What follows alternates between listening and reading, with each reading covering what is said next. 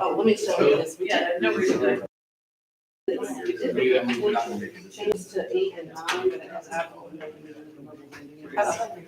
don't notice that we need to. I heard that, yeah, last time. Yes, So, I found a couple more. okay, So we just had to change them. okay.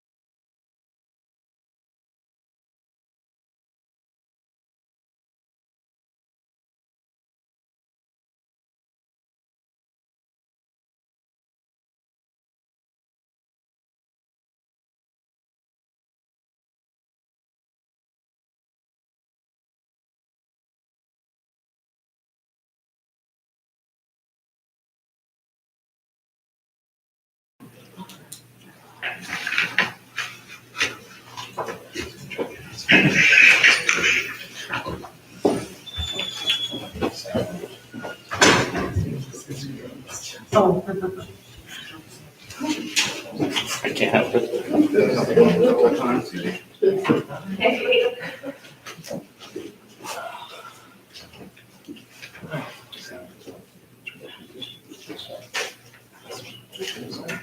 Production crew ready to get this thing going.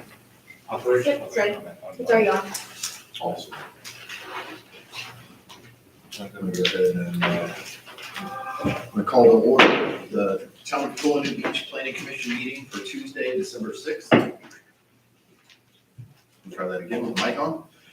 Call to order the Town of Colonial Beach Planning Commission meeting for Tuesday, December 6th, 2022. First item is the approval of the agenda. Does anybody have any amendments or comments on the agenda? No. Can I get a motion? So move. Second. All in favor? Aye. Any opposed? So we'll move with the agenda as written. The next item is approval of the minutes. We've got some housekeeping to do here, so we're going to go ahead and start with May's minutes. Anybody have any notes or thoughts on May?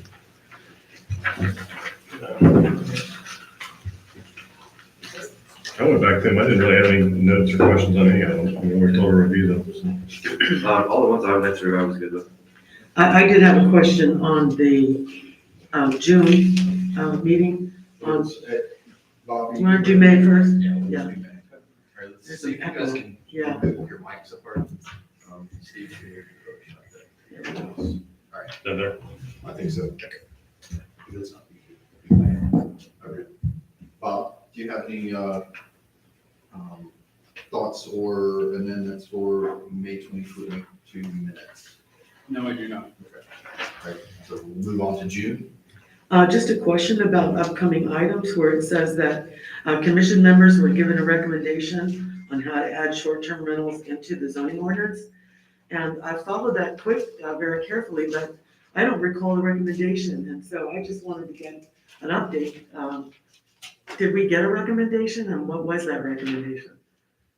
I think the recommendation was just to follow the state code, I mean, it's in the state definitions, so it's a pretty simple recommendation. Yes. Okay. All right, thank you. That was it. Any other questions or clarifications for June? No. Any questions or clarifications for July? No? None. No. All right, so then can I get a motion to adopt the minutes as written for May, June, and July of 2022? So moved. Second. All in favor? Aye. Any opposed? All right, so unanimous approval of minutes for May, June, and July of 2022. We'll have to continue minutes backlog in our next meeting, so we can go ahead and get caught up in that. Do we have them yet? Just so them. No, we don't No. have them yet. That was Right. just this evening's agenda, it was just forewarning. To us catch that we up. got Yeah, I didn't know if it was in this packet here. No, Okay, good. it'll be the next time around, so we'll, like, we can turn 3 months block so that we can, get caught up. Okay, perfect. Okay, so the next is gonna be public comment on non-hearing related planning commission matters. Did everybody have a chance to sign up to speak if they so wish? Okay. Oh, we do have a speaker. Oh, we do. No. Can you clarify, make sure? Yes, so is this for non-public hearing or for the public hearing? For the, is that public hearing? Yes. The ordinance change with regard to the mobile vending order? That's public hearing. Yes, so that's, part of the public hearing. It'll be a public hearing. Yes, and Chairman, I might have signed up for the wrong one, I apologize, I need to wear my glasses. Okay. I want to speak on the public hearing regarding the mobile vending court.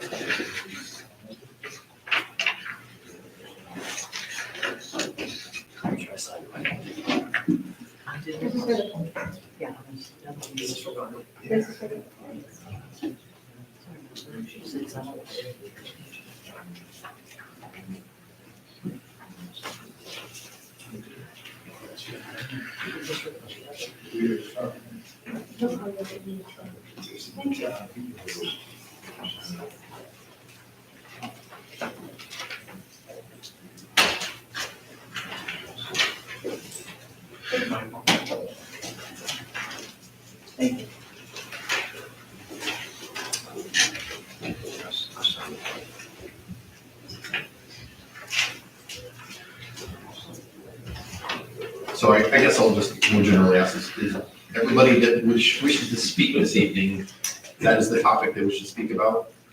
Or does anybody have subject matter otherwise, outside of the public hearing? I've got a subject matter with the public hearing. I'm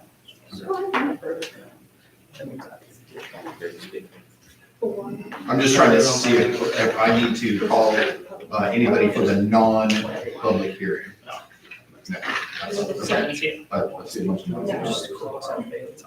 That's fine. You guys Okay, want to speak on different subject? and your name is? Yeah. Are you Mr. Hall? Yes, my name is James Hall. Okay. I'm the gentleman that opened up the can of worms about the dump, the Colonial Beach Town dump that got abandoned in 1975. Okay, Just point of order, can you give us your name and your Yes. address? And then James. You have 3 minutes. James W. Hall, 320 Curly Lane, Colonial Beach. I moved down here 9 months ago. I'm almost 70 years old. I've been a visitor my whole life. My parents brought me down here as a young child. I'm a native from Northern Virginia. I kayaked by the old dump. I live on Curly Lane. This is a trailer park. The James Monroe Creek, which goes up to James Monroe's house. The town approximately 1920. Challenge with this volume a bit. Okay. The town approximately 1920 started a dump there right on the water's edge for 1 mile. It was just collected in the 1920s. No regulations. 100 years later, you can imagine where that stuff is now. The Freelance Star newspaper, November 17th, ran a huge article about it. I bought a copy of it. I've met with the county administrators. I've had the water tested by the DEQ and EPA 2 weeks ago. Their results are in. They're going to be made public this coming December 12th at the Westmoreland County Administrative Board meeting. It's not good. So my question is, there's 27 acres that the town has that is abandoned, and it is an environmental hazard. This Monroe Bay is a federal protected waterway, and it's not being used that way. It's a hazard nightmare back there. You just have to go back there by kayak or canoe to see it. The town manager, the chief of police, the DEA, EPA, and the marine scientists 2 weeks ago were there with me. Okay, so my question is, I'm not pointing blame at anybody. It started 100 years ago. None of us were alive when that got started. But it can't be left there. It's our grandkids, kids, everybody's affected. This town needs that waterway to be clean. No wonder the oysters and the crab population and the fish, everything is leaving. You go back there on a boat, you don't see the little minnows and the little spiders. You see this nice, shiny, blue, yucky oil slick of diesel fuel, propane cylinders, 50-gallon drums, antifreeze, wash machines, Freon, air conditioning units, Appliance Hill. You can imagine what Appliance Hill is called. Appliance Hill is in James Monroe Creek right now. So that's why I'm here for it. And I'm just bringing it to your attention because I know some of y'all probably know about it. It's not being well accepted because it's a lot of money. It cannot just be left unattended. It's just a brewing hazard. None of us want to get sick because of the water. Thank you. You're welcome. I do have a copy of it and the plot and everything. It's given me by the county supervisor outlining the mile shoreline that is contaminated.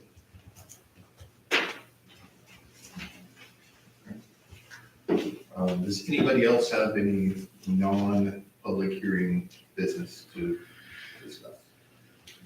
Okay, all right, we're gonna go ahead and close the public comment at 5:39.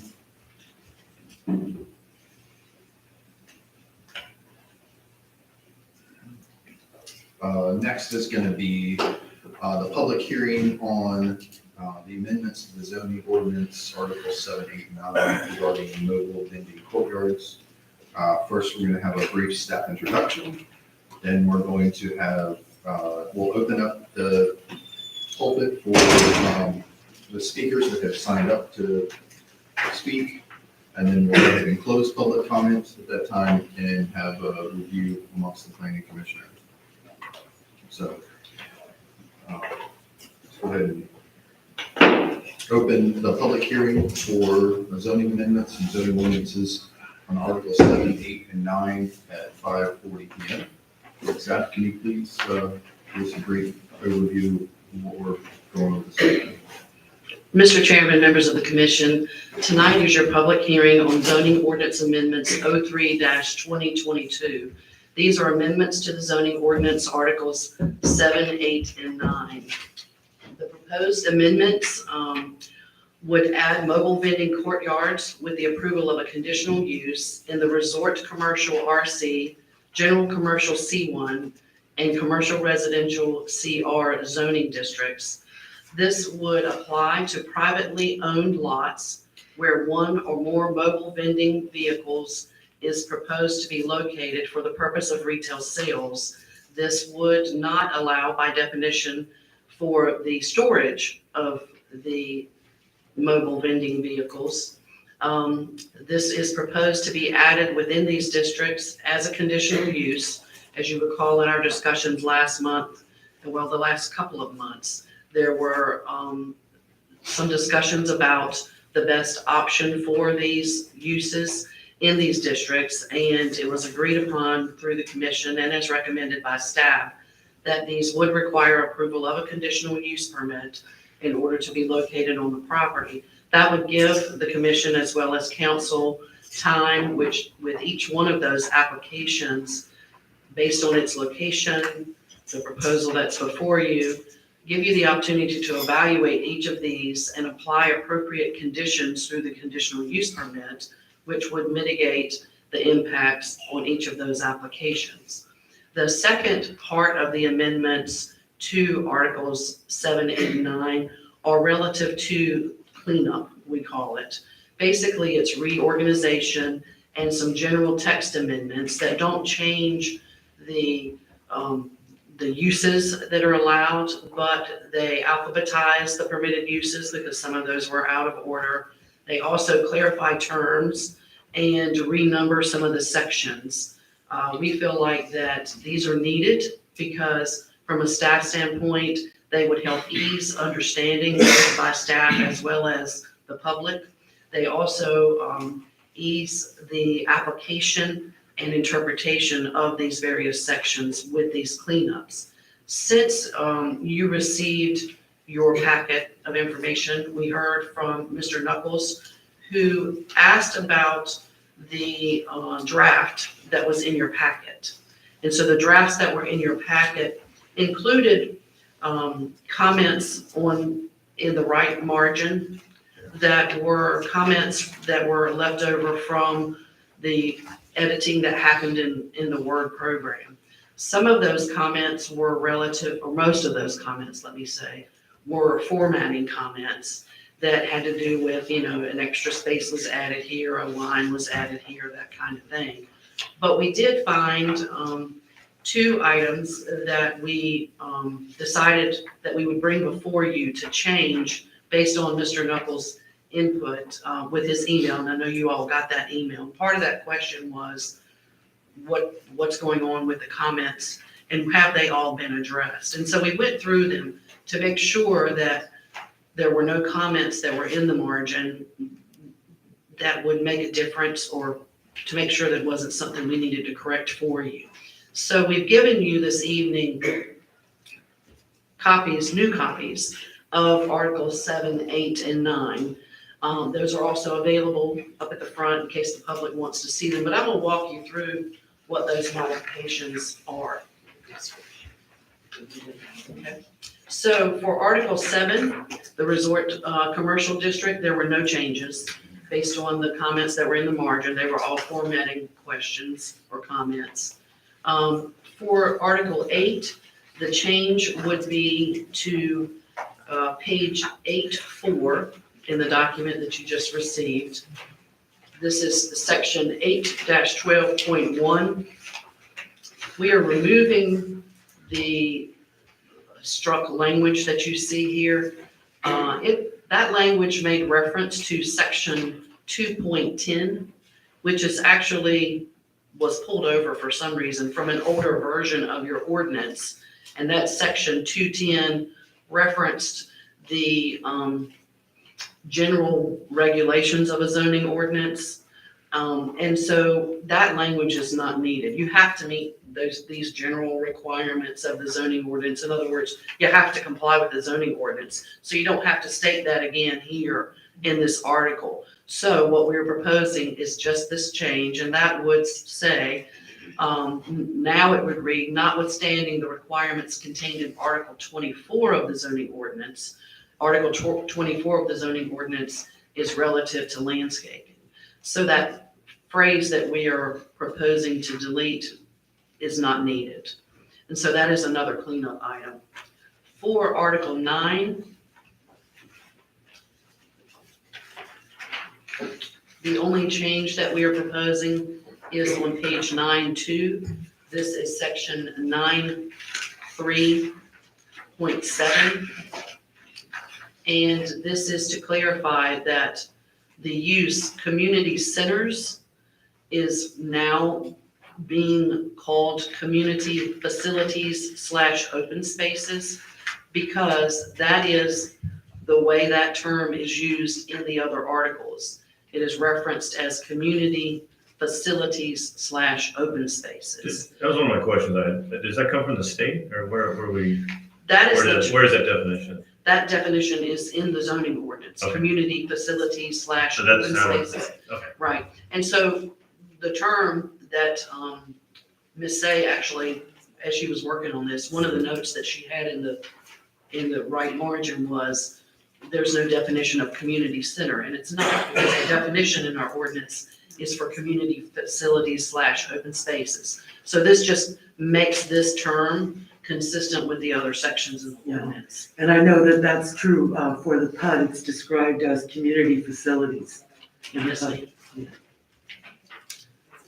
So there were some other questions that we received that we had relative to the mobile vendors. And Mr. Knuckles had shared some questions relative to the mobile vendors on town-owned property. And so I wanted to, just have a discussion about, and we can certainly have more, but just to say up front that the zoning ordinance does not regulate the town property. And the town does have its own program for permitting and enforcement of peddlers, I think is the term that's used in the code, right, for these mobile vendors. And so as we propose it, this ordinance would go forward for the mobile vending courtyards as we are proposing it for you this evening. The town will continue to regulate, and the council is looking at its policies and things this month, I believe. But the town would continue to regulate its program under the ordinance and its policies, and the zoning ordinance would regulate, as I stated previously, these are on privately owned lots where these mobile vending courtyards would come to you for a conditional use permit. So with that being said, staff recommends that the planning commission vote tonight to recommend approval of these amendments to the zoning ordinance Articles 7, 8, and 9 as presented by staff, and certainly after your consideration of public input. I'll be glad to answer any questions you might have. Can I go back to the community facilities point, because it was Yes, sir. / open spaces, and it looks like open spaces is gone now, is that on purpose? Open spaces is still there. Oh, it's still there, okay. Yes, sir. Get mixed up between all this.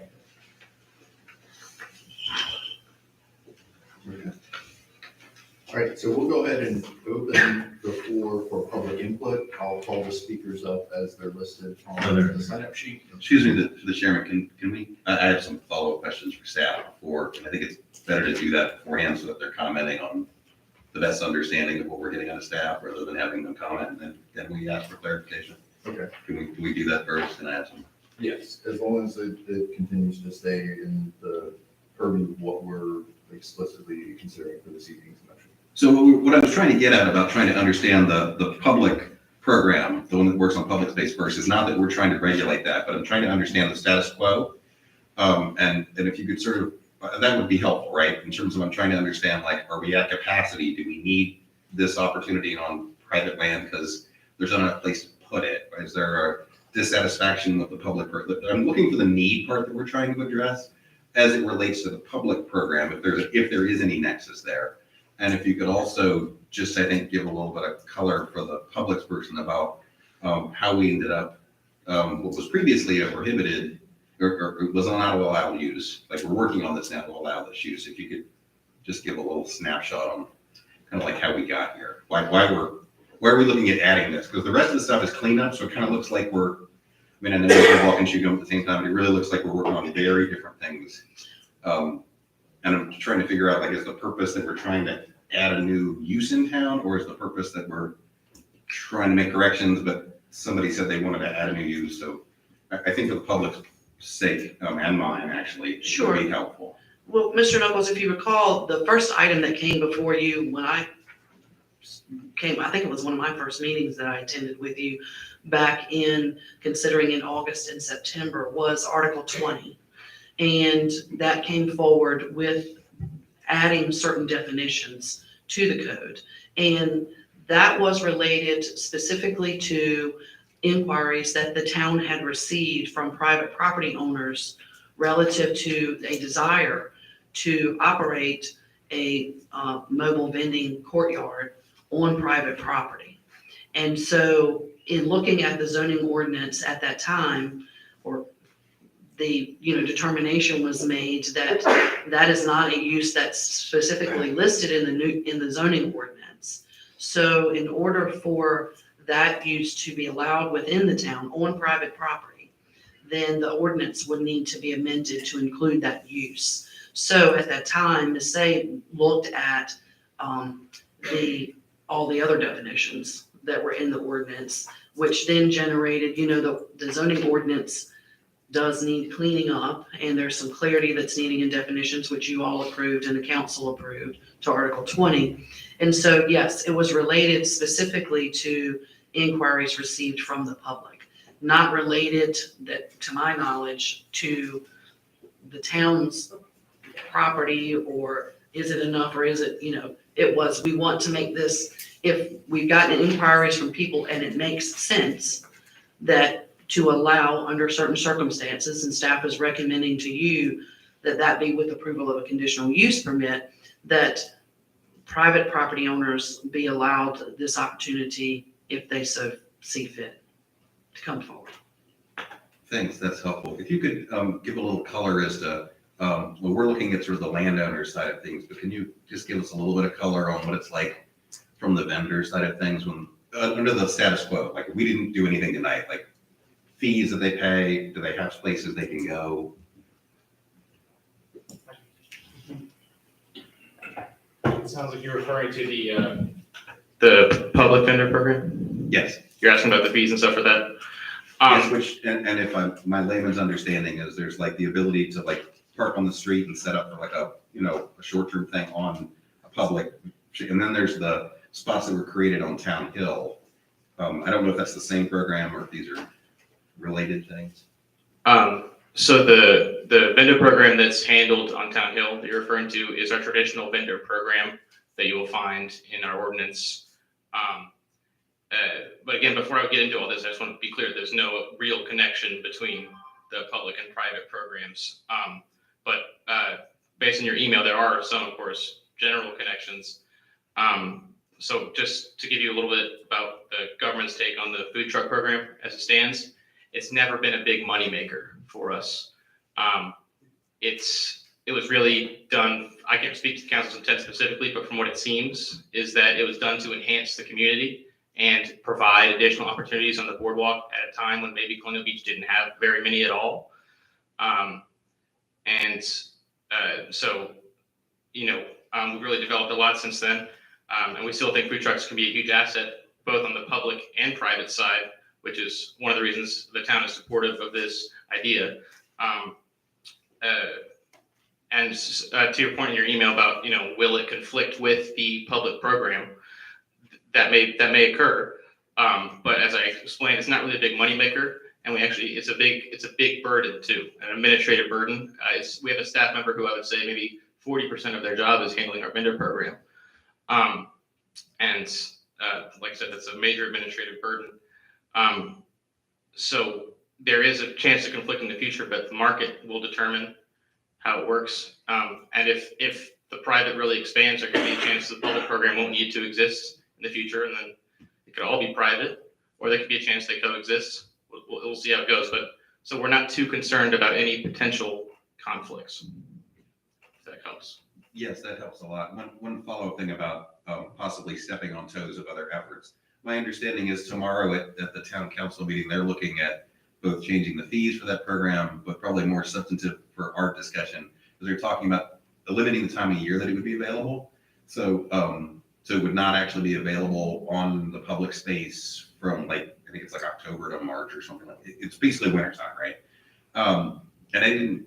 The nexus that I'm wondering about is that if we have a program that allows this to happen on private land at the same time, that effort is trying to not have them in town, are we sort of what's the purpose, I guess, for what tomorrow's decision is about? I can get into that a little bit.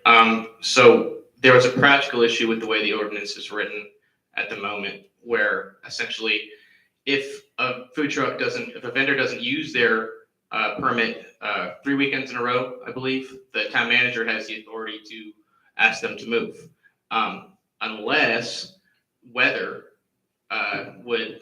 is a factor and makes it less likely that they'll be able to open. But in the winter, you can argue weather when it's supremely cold. Therefore, there were a lot of food trucks being left and not used for months and months in the vendor spots. And now vendor spots are on Town Hill. That is a concern for the winter time. So this doesn't, So the nexus does not, there is no nexus. Really. Okay, so there's no connection to impacts on struggling businesses in the wintertime or that kind of thing? None at all. It's strictly about parking. We want to make sure Town Hill doesn't become parking. That helps a lot, thank you. Do you have any further questions? Good. Only on the, and I understand that you said you provided the corrected version without the comments and your recommendations. I greatly appreciate the turnaround on that, by the way. I'm not terribly comfortable with the fact that the way the meeting was advertised in any sort of layman's reading of this, is that we were really talking about mobile vending, or let's just call it a direct food trucks largely, right? And that we're also doing all these sort of technical corrections too, but that wasn't really emphasized in the wording. So if in the future we can use more simple wording, I love the fact that it just said, the part that it did, but if we could add on what the other intent was, so that I think in folks trying to figure out whether they attend these or not, are they trying to help us craft even the nitty gritty wordsmithing, parts to make sure that that's right, or really the purpose of tonight's meeting is to talk about whether or not we're having this on food trucks. And that, I think going forward, that very simple communication to the public would be helpful. And Mr. Chairman, if I might, I think, your agenda item tonight says amendments to set Article 7, 8, and 9 relative to mobile vending courtyards, but the advertisement that, is required to be done and for the paper specifically and did include the cleanup items. And it said the amendments add mobile vending courtyards as a permitted use in each district, talks about 7, 8, and 9, with the approval of the conditional use permit, and include reorganization and general text edits throughout the articles to ease application and interpretation, such as with clarifying terms, listing uses in alphabetical order, and renumbering. So I think that's pretty clear as far as the advertisement for tonight. I would have to agree with that statement. Thank you. Okay, so we are ready to proceed to the public comment.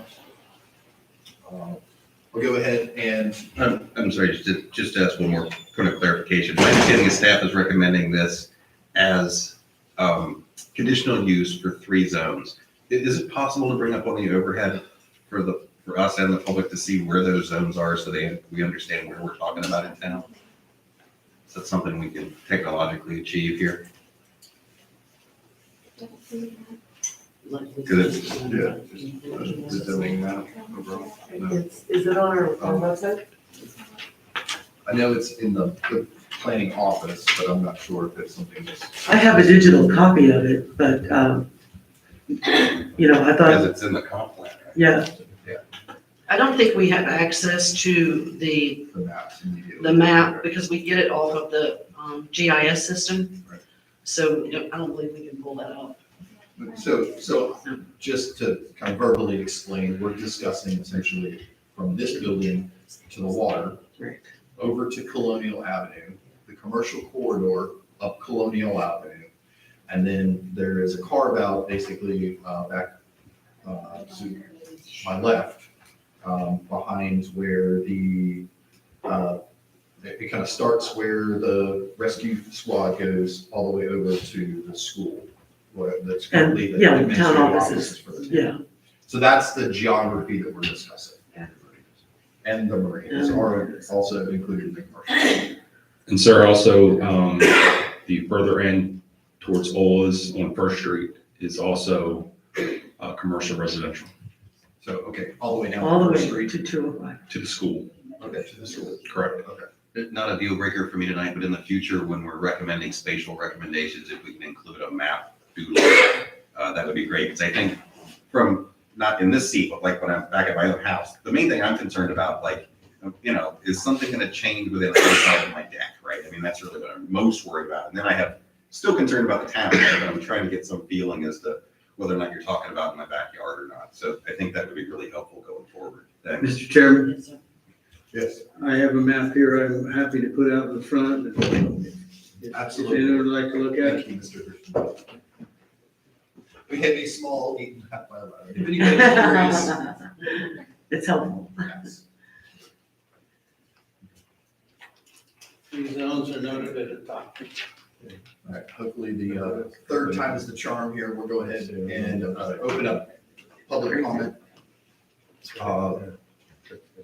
Just as a reminder to the gallery, after your name's called, please come to the podium, name and address or affiliation for reference to the town, and then everybody has 3 minutes to speak. So, first up this evening is Eric Nelson. Doesn't seem like it. Thank you. Good evening, Planning Commission, and thank you for letting me speak tonight. I am speaking about the mobile vending courtyard, and I have spoken on this subject before. Is this on? I can barely hear. That one low. Is that better? Yes. Okay. It's turned on, but it doesn't seem to be picking it up. Have to get close to it. Yeah, if you get close to it, we can hear you. Test, test. Test. No, I think the other one's got it. Hold on.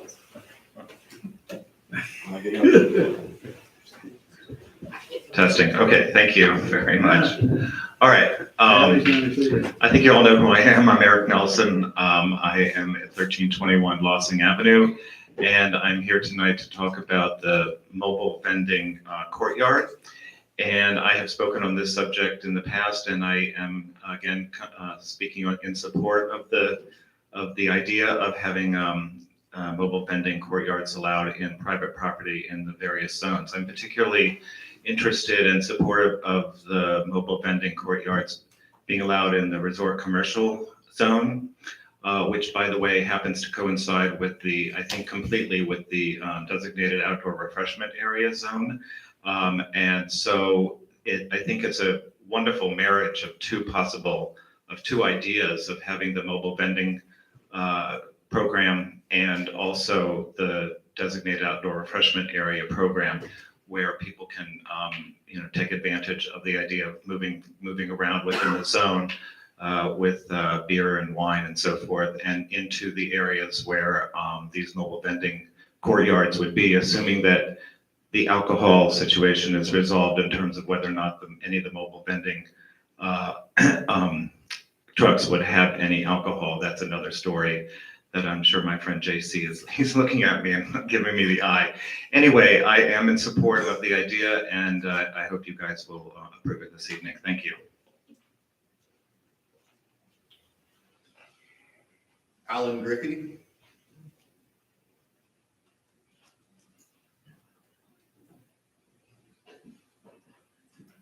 Good evening.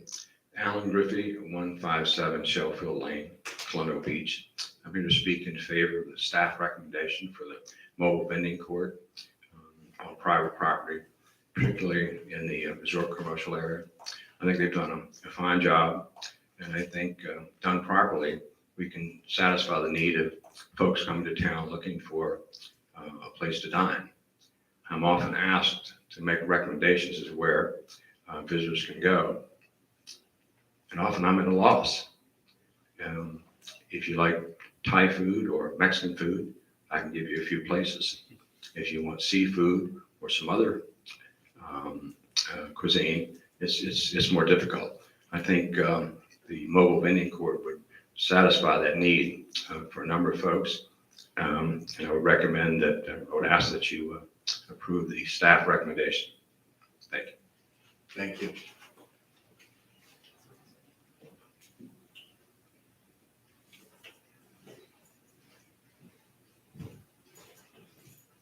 Yvonne, I'm sorry, I'm gonna butcher your last name. Yeah, okay. You know, Gary. It's okay, many do. Good evening, my name is Yvonne Najat, and I reside part-time at 1416 Beach Avenue. I cannot echo Mr. Nelson's position regarding the approval of the mobile vending court here in the town of Colonial Beach. I think that from a new person's perspective, Mr. Griffey's position was well noted. There are very few options.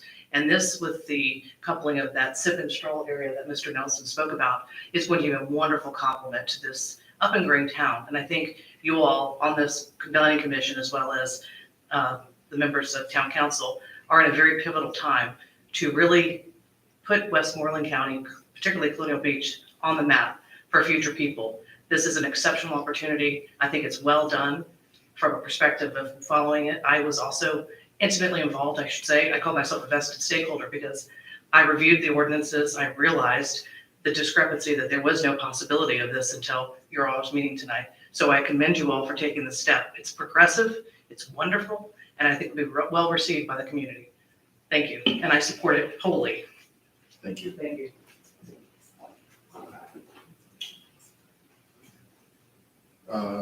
Michael Whelan.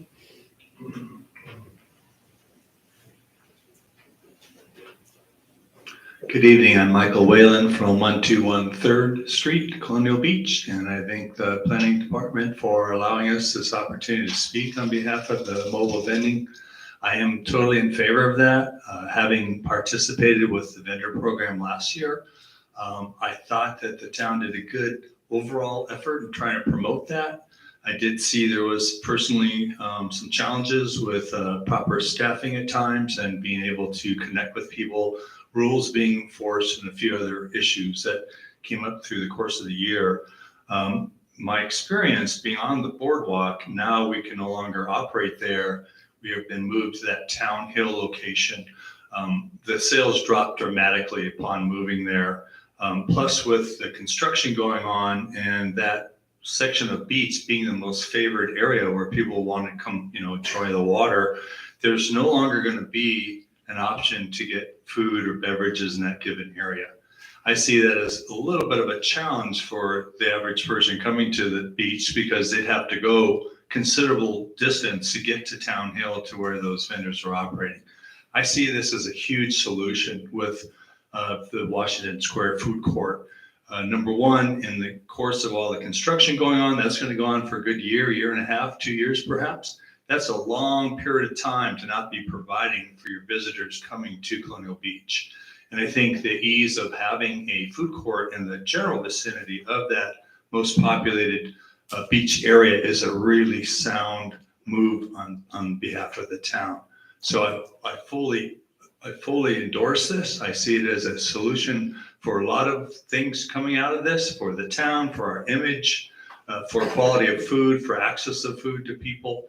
And I'm totally in support of it. Thank you. Thank you.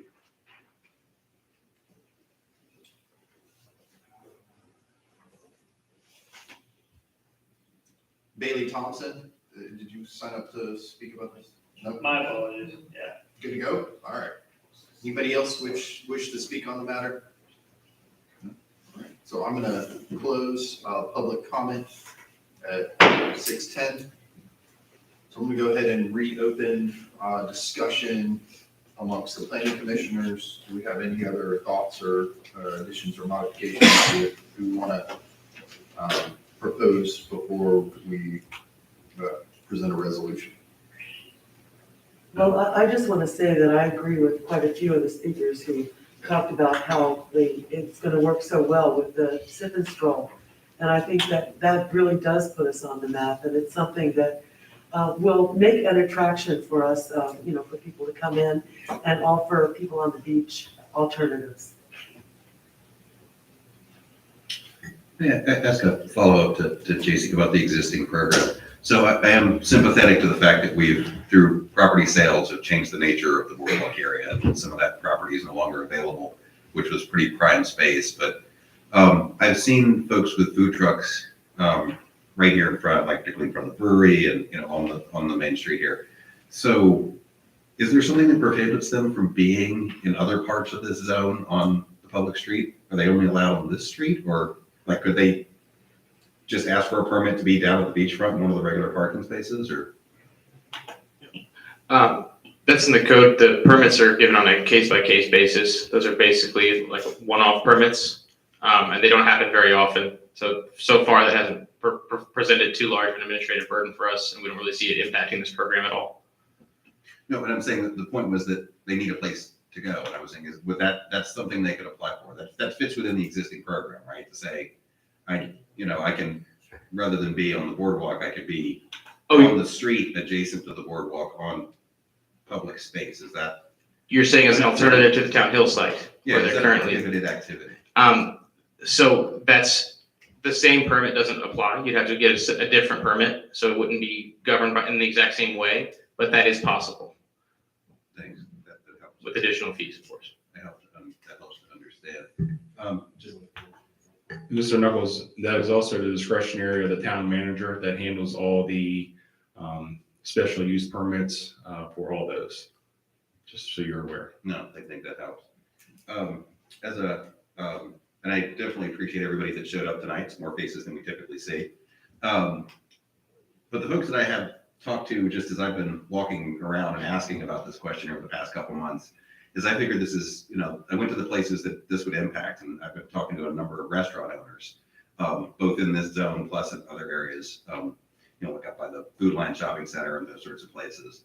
And they've expressed, and I presume they're not here in part because, it's their time, right? It's unfortunately, our meetings kind of unfortunately overlap with their prime business hours, but they're really concerned about impact of folks that have lower cost operations coming in and essentially undercutting them particularly in the off season where they're losing money already and they're barely able to survive. And I'm hoping there's a way to sort of massage this so that we can do things I think that the town general citizenship is interested in, more choices, more places to have as options without killing our existing restaurant base. On the street alone, Rocky's said this isn't really worth it. I'm sorry, Denson's, right? That's closed up. The restaurant that was that's associated with the building or the brewery, right? That hasn't been open in quite some time. We have a fair number of vacancies, so I'm concerned, and I would like to hear from my colleagues about how we think we can massage this so that we can add more choice without kind of putting the death nail in the folks that barely make it through the winter. I can address that. Sure, that'd be great. So first of all, for Denson's, the reason why they're not reopening their brick and mortar has nothing to do with profitability. The reason why they're not reopening their brick and mortar is because they want to change in lifestyle and business style. And this affords them the freedom of movement that fits their preference better. It's got nothing to do with profitability. Sorry to mischaracterize. I didn't say why they left. I was saying that it's a vacancy, right? We have Right, okay. vacant buildings, So, so that's kind of understood. what I was worried about. But you were basing the food court situation or the mobile vending court situation with food trucks as a death knell to businesses that currently exist. Well, that's not a business that closed due to profitability or the lack thereof. There's a business choice, a lifestyle choice, if you will, of the business.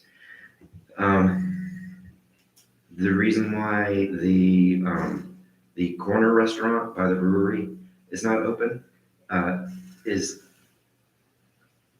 managerial issues and contractual issues and lifestyle issues. Again, the business that was in there previously was a successful business, but they chose to leave. That was another lifestyle choice that they moved to a different area. It was not a profitability issue. They were doing very well in that particular business. And as far as a food court being a death knell for businesses, for the restaurants, I don't see that as the case. These are not things where people can go and sit down for a long, extended restaurant style meal. Food trucks are inherently transient, not only in their own sense, but also in the sense of the food that you get. It's not in a restaurant style. So when you have a restaurant, yes, it does provide food, as a food truck does, but it provides a different type of atmosphere.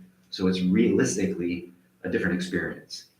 And as one of our, thank you again, as one of our folks who are in attendance mentioned, the availability for food currently and in the short-term future at the beach is going to be limited. So these do provide an opportunity for an in and out, take your family, grab your food, go back to the beach, sit down at a picnic table or something like that, and then go. You don't have to be as attired maybe as you would in a restaurant. So there's a process there that is not taking away from the current restaurants, but allowing a space where a family could have a quick lunch in beach attire. So I don't see this as a death knell. I see this as a chance for our town to have some more variety. And as we bring more people in with the congruence of not only the vending courtyards, but also the Dora area, working in conjunction, we'll get more people that will bring more people, and it will just increase business across the board. And I want to, look at some of the research that we've already been given about how food trucks, courts, are not detrimental to brick and mortar restaurants. In fact, we have an example here in town of the ice cream hut that started out in a food truck court and now is in a brick and mortar. So I think the opportunity for growth is in the other direction. And we certainly have to provide alternatives. We're losing so many of the resources on the beach, denizens and so on. So I think this is a way to help us transition. Agreed, and with that in mind, with other vacant business locations that we do have in town, any mobile vending vehicle that comes in and turns out to be excessively profitable in a fashion that they didn't think was likely, will more than likely have a space where they could potentially move into a brick and mortar area. And then someone else could come into the food court or the vending court and have the same kind of turnover, hopefully. So it's a great way to get people into the downtown, walking around, going to the businesses, going to the beach, having some food, hanging out with their family. It really is a win-win. Where you end up with detriment is more of a big city situation where you have a mass of food trucks that come in and really suck all the people in that normally would go out elsewhere for lunch. And now instead, they're stepping right outside the building for it. We're not in that situation. Thanks for the perspective. I mean, it could be the people I was talking to were just learning about their economics, so I just wanted to voice what I've been hearing. Since we mentioned some of the existing businesses, previously, under staff that are no longer here, we were asking about things like, hey, you know, we've seen food trucks next to restaurants, right? You know, is that allowed, or a food truck on the street next to a brewery? Like, does any of what we're doing tonight resolve any of those issues? Because, you know, the last time we had a briefing on this was kind of like well, you know, it's somewhere between, we didn't bother to enforce it, or we think we could probably figure out a way to pretend that it might have been okay, right? So I think this is a great opportunity to try to resolve that. And one of the things I think about just the zones that we're talking about is some of those phenomena have existed outside of the C3 zones we're talking about. Right? Some of them have been in the Marina District, right? So I just, you know, if you're talking about just vending in general, I mean, there's been like pop-up things that happened in the parking lot over by the peddler's market. So, I mean, there are different things that have happened around town that I think it sort of was not a big enough deal to anybody really go out and try and deal with it, right? But I think now is the opportunity, if we're going to allow this, can we try and figure out whether we want to allow those? And my question to staff would be, if we say, yes, we'd like to allow those, does this language sufficient if we just expand it beyond the 3 zones, or do we need something more? Mr. Knuckles, I understood you speaking of 3 scenarios. One, could a mobile vendor be located on private property on the same property as a brick and mortar restaurant?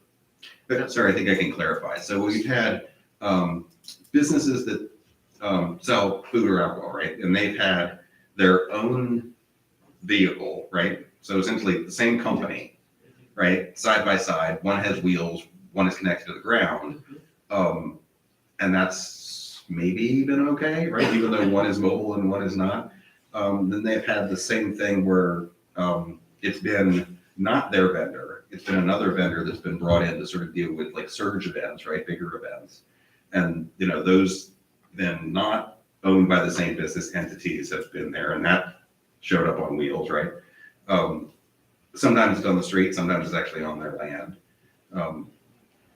And like I said, I think generally speaking, people were just happy to have food in the past, but I'm wondering whether or not we can, if we agree that those are good things to have in town, why we would limit it to just this portion of town as opposed to trying to say something more like anybody who's a licensed restaurant in the first place can have, you know, sort of a surge capacity to have extra food, even if the food is made in something with wheels on it. Before you answer that, I would say we've pretty much opened it up to everything except residential. Right, so all of the examples you've given are included in the verbiage that we're looking at. But it's only in the area that you talked about zone-wise.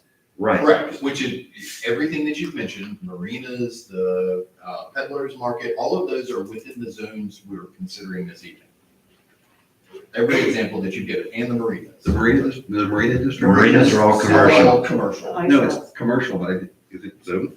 It is all, they're all zoned commercial. Oh, okay. So, yes, is the answer, right? It takes care of all of that.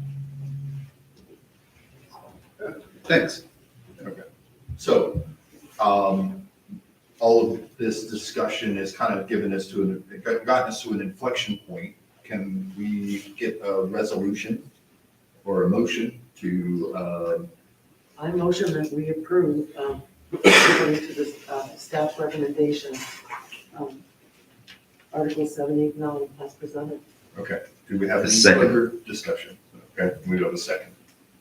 So just as a point of clarification on process, I think what we're doing tonight is, from the point of what we were just talking about, food trucks, right? We're just adding a definition. Then there needs to be a later step of actually having an applicant and having, unless we do this by right? This is, So this is not by right. Since this we're is doing, for conditional the use. proposal is to do this. Correct.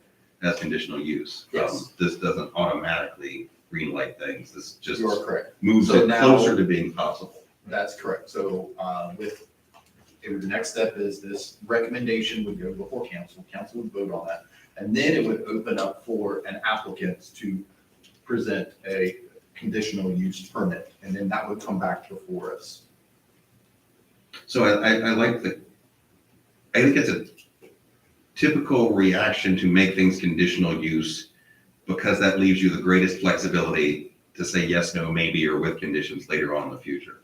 I am concerned though, from a planning point of view, since we're not talking about like this summer, next year, whatever, we're just talking about until somebody changes the ordinance, this exists in perpetuity. So, which means that if you don't have sort of a vision as to how you exactly want to implement this and set that up earlier on, it can wander a bit over time. And if we're okay with that, that's one thing. But if we're just I think making it, that's- if they're just that's making it conditional intentional. use because we haven't figured out exactly what we want yet, and to me, there's no difference. You're kind of punting either way in the timeline about saying, well, we'll figure out what we really want when we get an actual applicant. The conditional use is not a punt.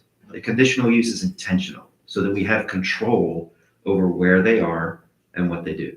And that's intentionally flexible so that as the town develops and the needs and desires of the citizens change over time, we are still granted that flexibility as well as the wholesale capability of re-reviewing and amending the articles in the future.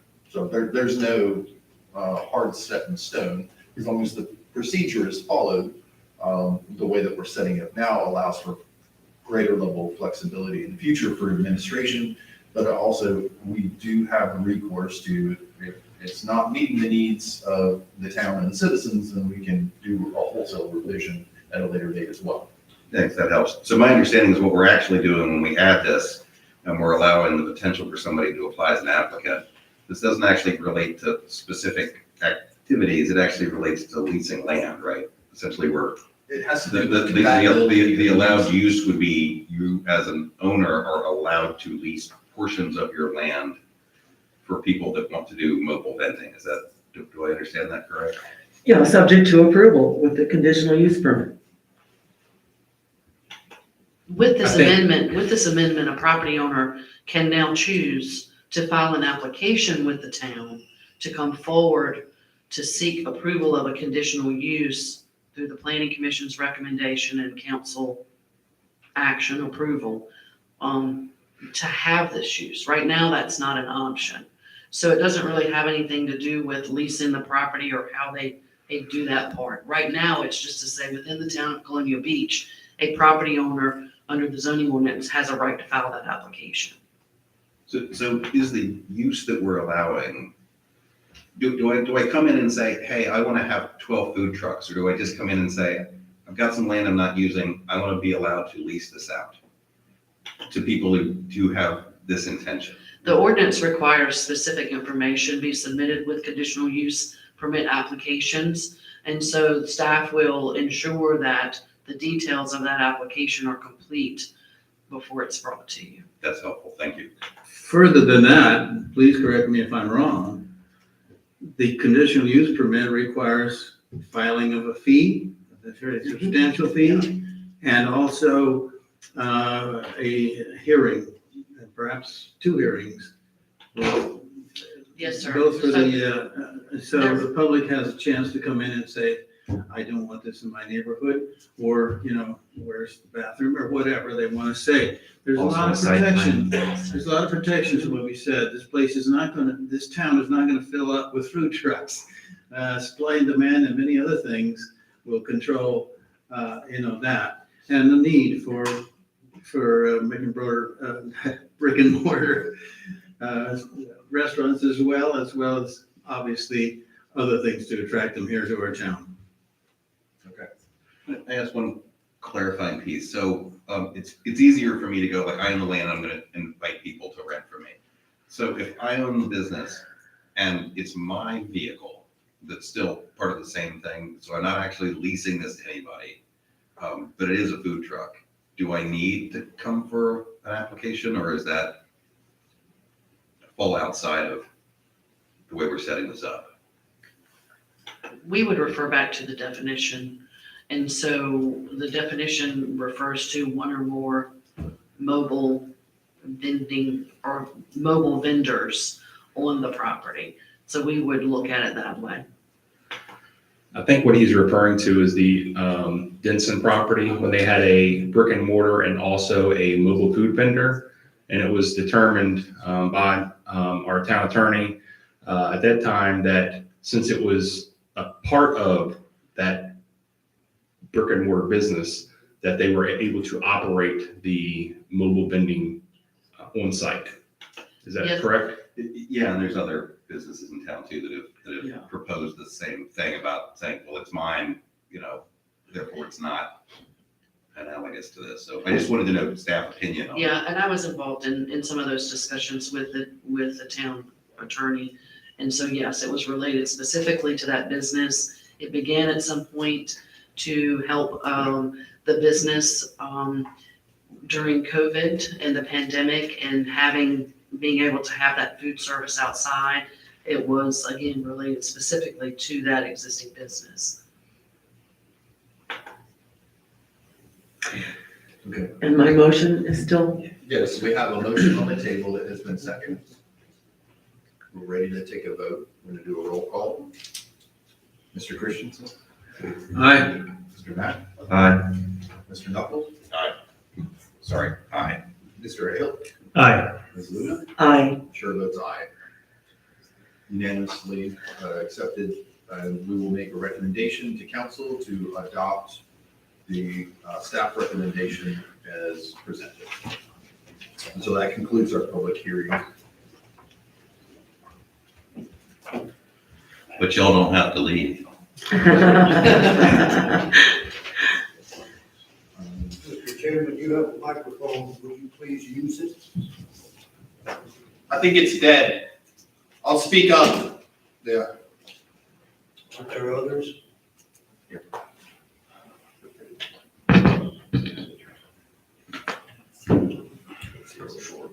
Am I longer? Really? Sorry. Is this better? Yes. Okay. Thank you. Apologize for the technical difficulties this evening.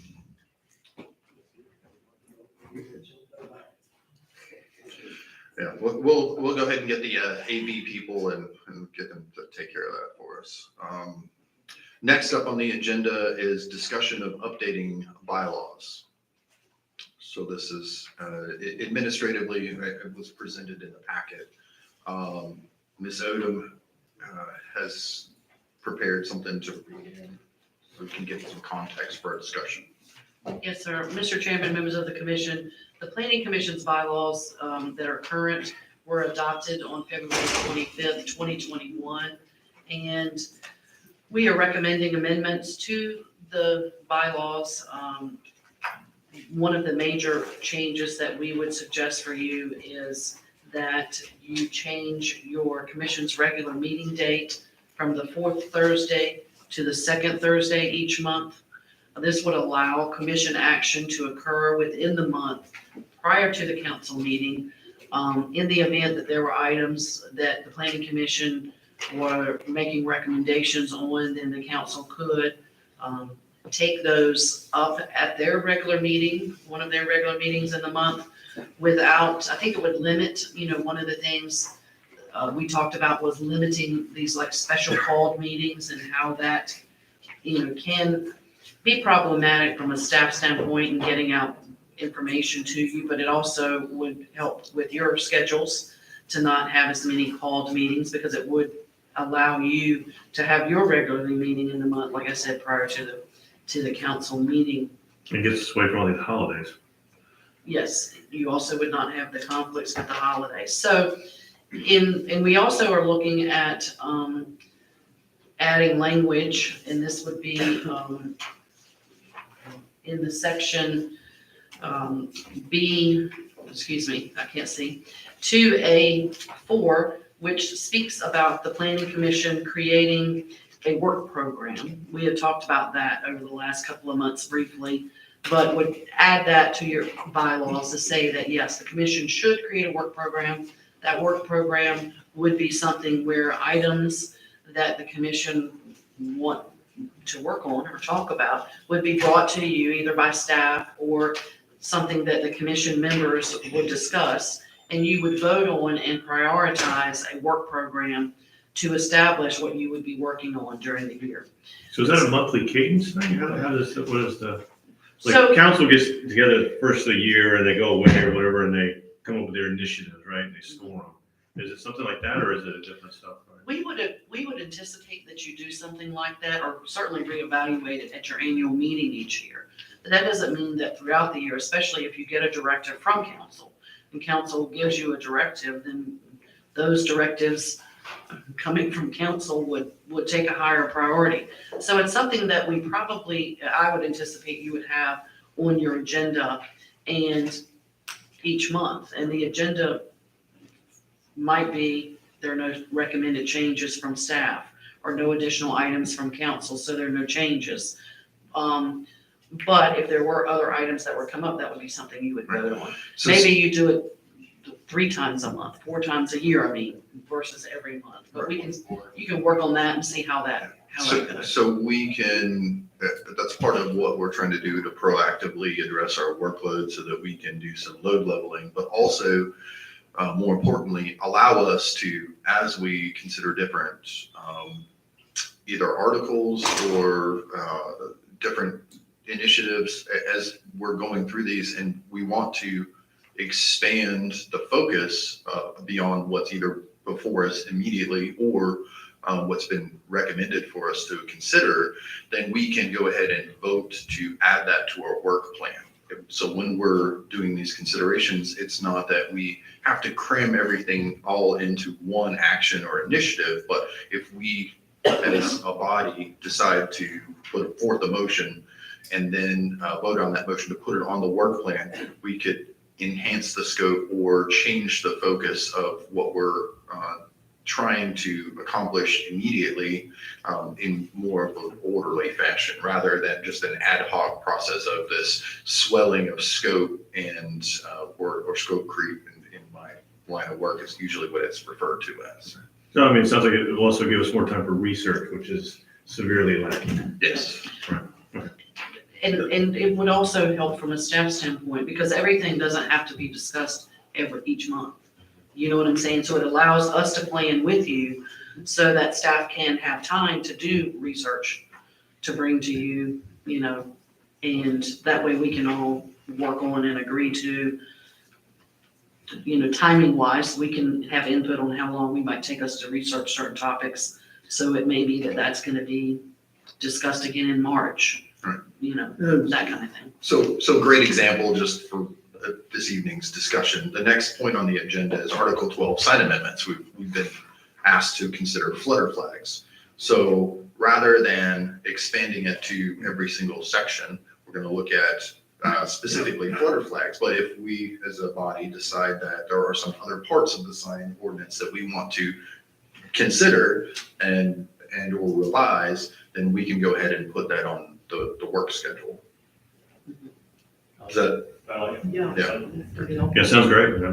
If you don't mind, I'd like to back up to the scheduling question just for a minute, because I understand, and I'm not averse to moving it off the date where I'm just trying to put it in the right place. So we have struggled mightily this year, and in part because we've had a lot of staff changes, right? And I'm sympathetic to that. And I don't think that things not being delivered were ever nefarious. It was really a capacity question, right? There just wasn't enough hours in the week, right, to turn things around. So with the proposal to move the dates where we're talking about, that if we made a decision, that it could then be packaged, because in this instance, you're staffing us. But if there are things that relate to planning, you also end up having to repackage this stuff for town council. And I just want to make sure that in us being better served and having more time and, you know, being better prepped, that we're not doing this at the cost of the town council getting its information with enough lead time for them to be able to digest it before their meeting. So is the staff feeling like they're confident that that won't be a problem? Because with even more lead time, it's been a struggle earlier this year.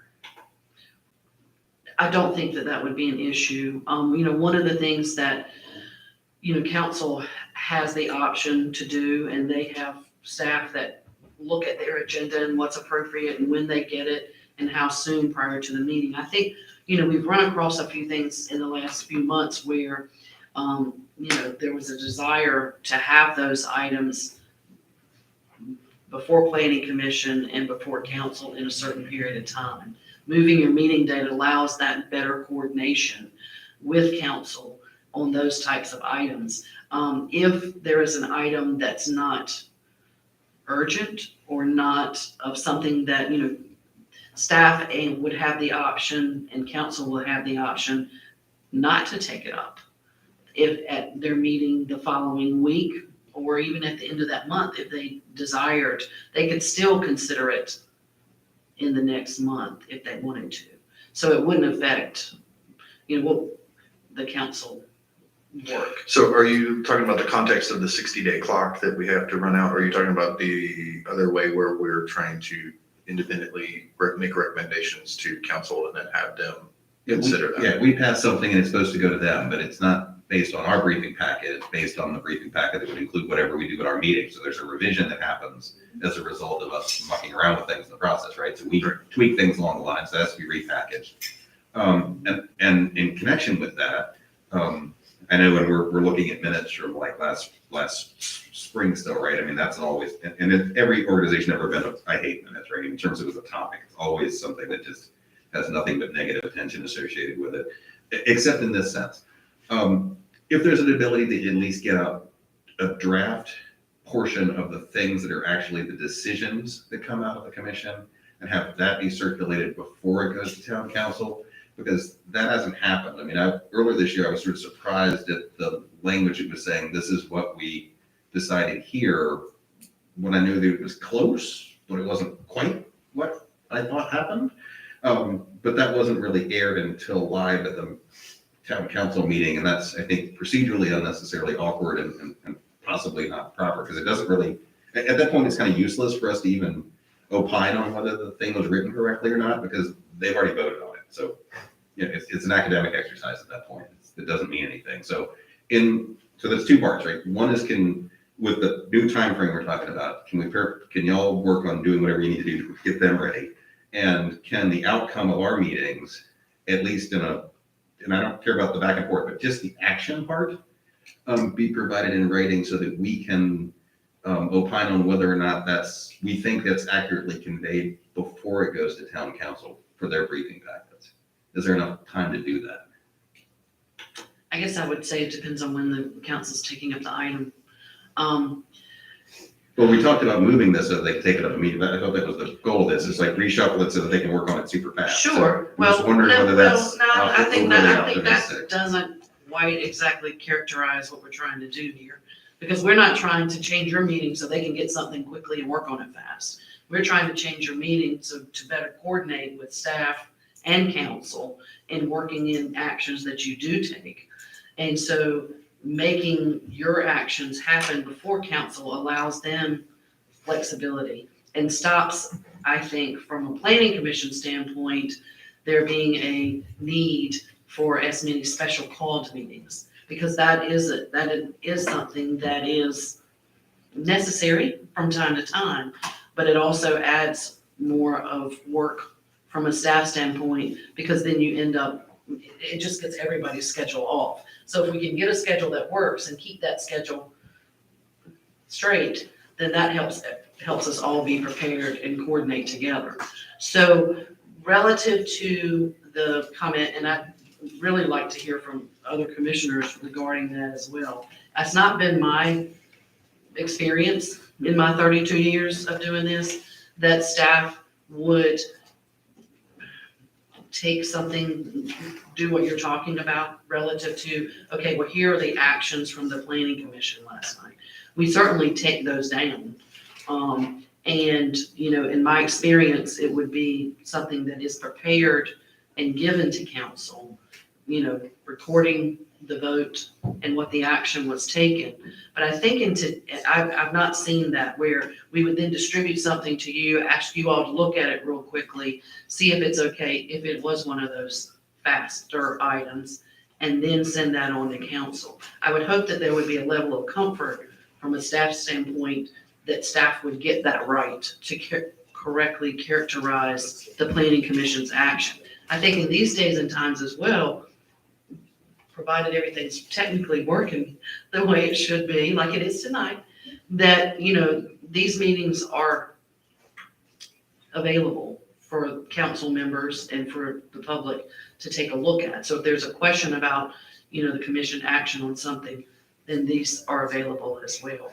I would say that I would like to, on behalf of staff, not commit to that unless this really something strongly that the whole commission feels like we should do. In keeping with that, I'm sorry, Ms. Luna, keeping with that, part of that reason is having a liaison for town council to be at these meetings, to take notes, to be able to address those concerns.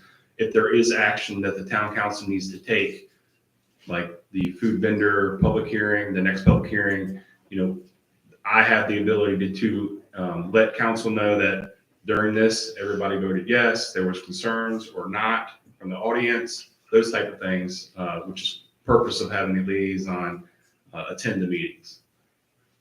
Yeah, I'm quite comfortable with that, and I think that it's very efficient. So I like the suggestion that, given the calendar for the town council is the first and third Wednesday of the month, if we came in like the second Wednesday of the month, they would have our recommendation more than a week in advance of their next meeting. So that would be a recommendation, is to have it on that Wednesday.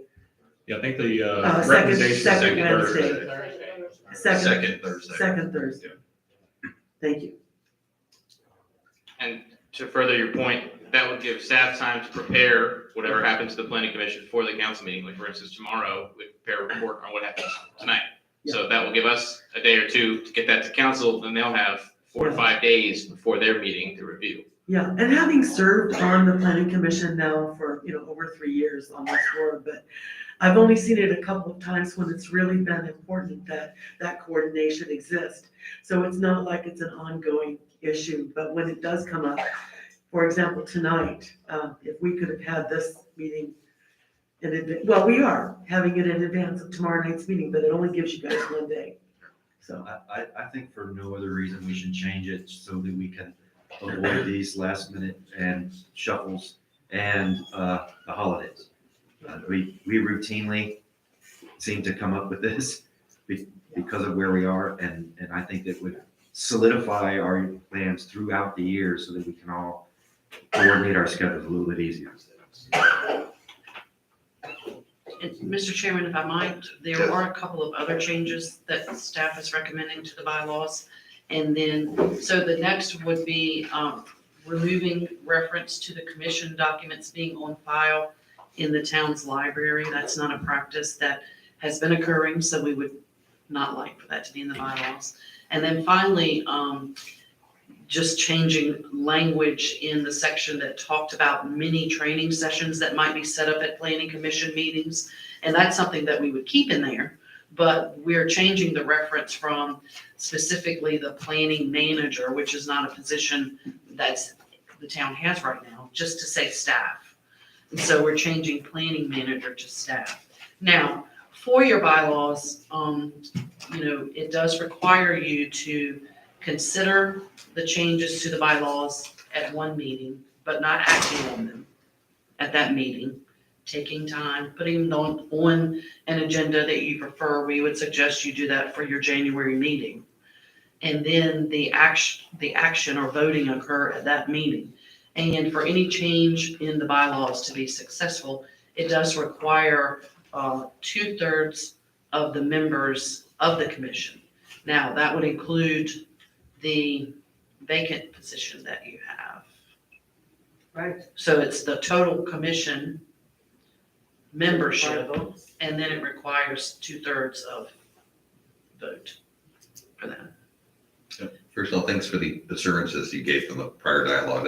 That means a lot. Thank you very much for the Yes. feedback. Thank you. The portion you were talking about removing it from the library, so what is the alternative? The documents are available on, the town's website. Is that language in here that in lieu of the library, they're going to be somewhere It else? lists and it's. If you could point me to the right section, that'd be great. Yeah. E.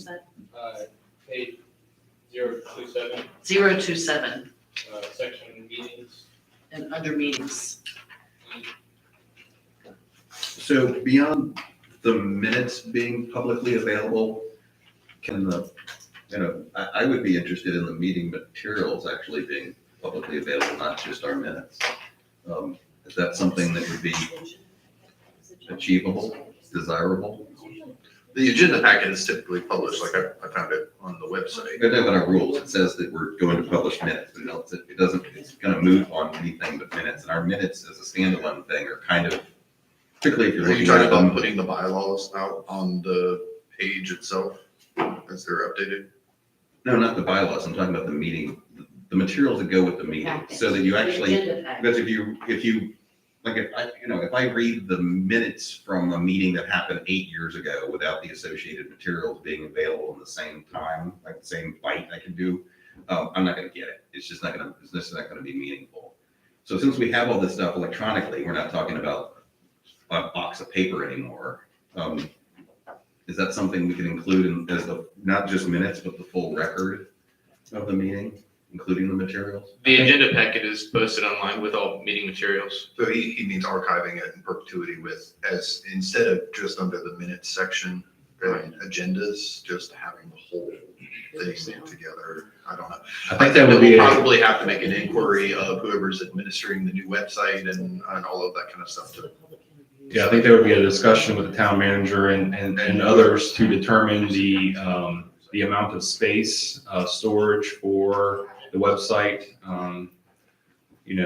There's costs involved in storage, even for electronic, for webmail or web-based database type stuff. So I'm sure that the staff can go back and review that and find out what the archivable time frame should be. Maybe we keep it on for 2 years, maybe we keep it on for 3, and at that point it would get archived in some database. I'm only referencing this because it's the type of work that I do. So that's what we typically do is we set a date of, we'll keep records online for 3 years. If you need something, please come to the office and we'll try to find it for you. Yeah, that's what I was gonna say. If, as long as there's if the entire packet isn't there, if it's just minutes, if there's some kind of an addendum note of something that says, for further details in reference to these items, please contact blah, blah, blah. If we could get feedback on that, because I would like to not have to burden y'all with more public requests, that if people were interested, they could just click on it, right? As opposed to this becoming like a pseudo FOIA-like experience, right? I'd rather have y'all working on other stuff. With the understanding that data equals money. Right. So the agenda and the minutes are posted online. And as you're all aware, we just got a great new website. So right now we're okay with capacity issues. On the previous website, if I recall correctly, it looked like we had about 4 or 5 years back on the agendas, but I'm sure establish a timeline. But like I said, new website, probably got some time to make that decision. We can cross that bridge when we get there. Thanks. As it relates to changes to the bylaws, and when I first started on the commission, I was confused about what our own procedures were, because I've been on other bodies and I assumed this worked the way that I was used to, which is in many organizations, one of the roles of chair, in addition to lots of other thankless hours of work, is that they have pen on the agenda as to what actually was going to happen at the meeting. That's not actually the way our bylaws are structured. I was surprised to find out. So I'm interested, and I would like to suggest to my colleagues that we put in the bylaws that we actually have control over what we're actually meeting on. We could do that by, there's much ways we could all vote to do it. I mean, I'm fine with just one person having pen, but at the moment, none of us have the pen to control what we're meeting on. And since we're talking about like work plans and that sort of stuff, it just seems that part to me seems strange. And This is the appropriate time to it's an outlier, propose this. like I say, with other, organizations that I've been a part of, that the legislative body is usually what controls its agenda, with recommendations coming from staff. But but not being dictated from an outside entity as to what we do, so. I was curious about what you thought about creating the work program for the year and our ability to have a say then on the agenda that comes forward. So I think that does give us an entree, but it's not necessarily prescribed in the bylaws that way. But what I'm trying to get to is at some point, somebody decides to go, and then a hearing announcement is made and gets stuck in a newspaper, right? And then it gets very awkward, and we run into this, right, just in the year that I've been not going like, wait a minute, right? That's already been advertised, and we've re-advertised stuff, that there's been workarounds and stuff, but it's been more awkward than it needed to be, I thought. In part because we didn't understand, we as, at least me, and I think I've heard this comment from some of my colleagues, were confused that that's what was coming up at the next meeting. So that seems to be an undesirable aspect from a policy-making body, because that's, I mean, we spend lots of times trying to help with things like wordsmithing, but really ultimately we're supposed to be a deliberative policy-making body. In that sense, it seems like we need to be, or at least somebody in this group, if not all of us, need to be in control of what's actually going to happen at the hearing. And that would be sort of commonplace in most entities. It's just, we don't have that. I think, and I guess it's irrelevant. Does town council have that? Because I know at a practical level, that's how it works, but I don't know if that's in their bylaws or not.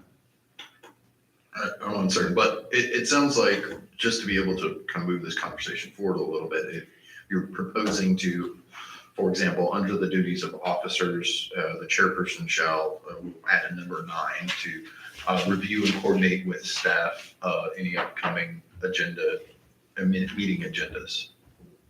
And just kind of put that as an opportunity for staff and the commission to more closely coordinate and have advance.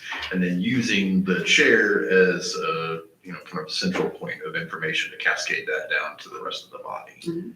I think what's more typical that in the bodies that I've been involved with in the past has been that the chair has the exclusive right to determine the agenda. And then when the body meets, then there's questions about, do you want to revise this? But it's not done in consultation, but it's actually done. I would, okay, but understanding that, however, understanding the rules of engagement, when council makes a recommendation that we review something, the clock starts.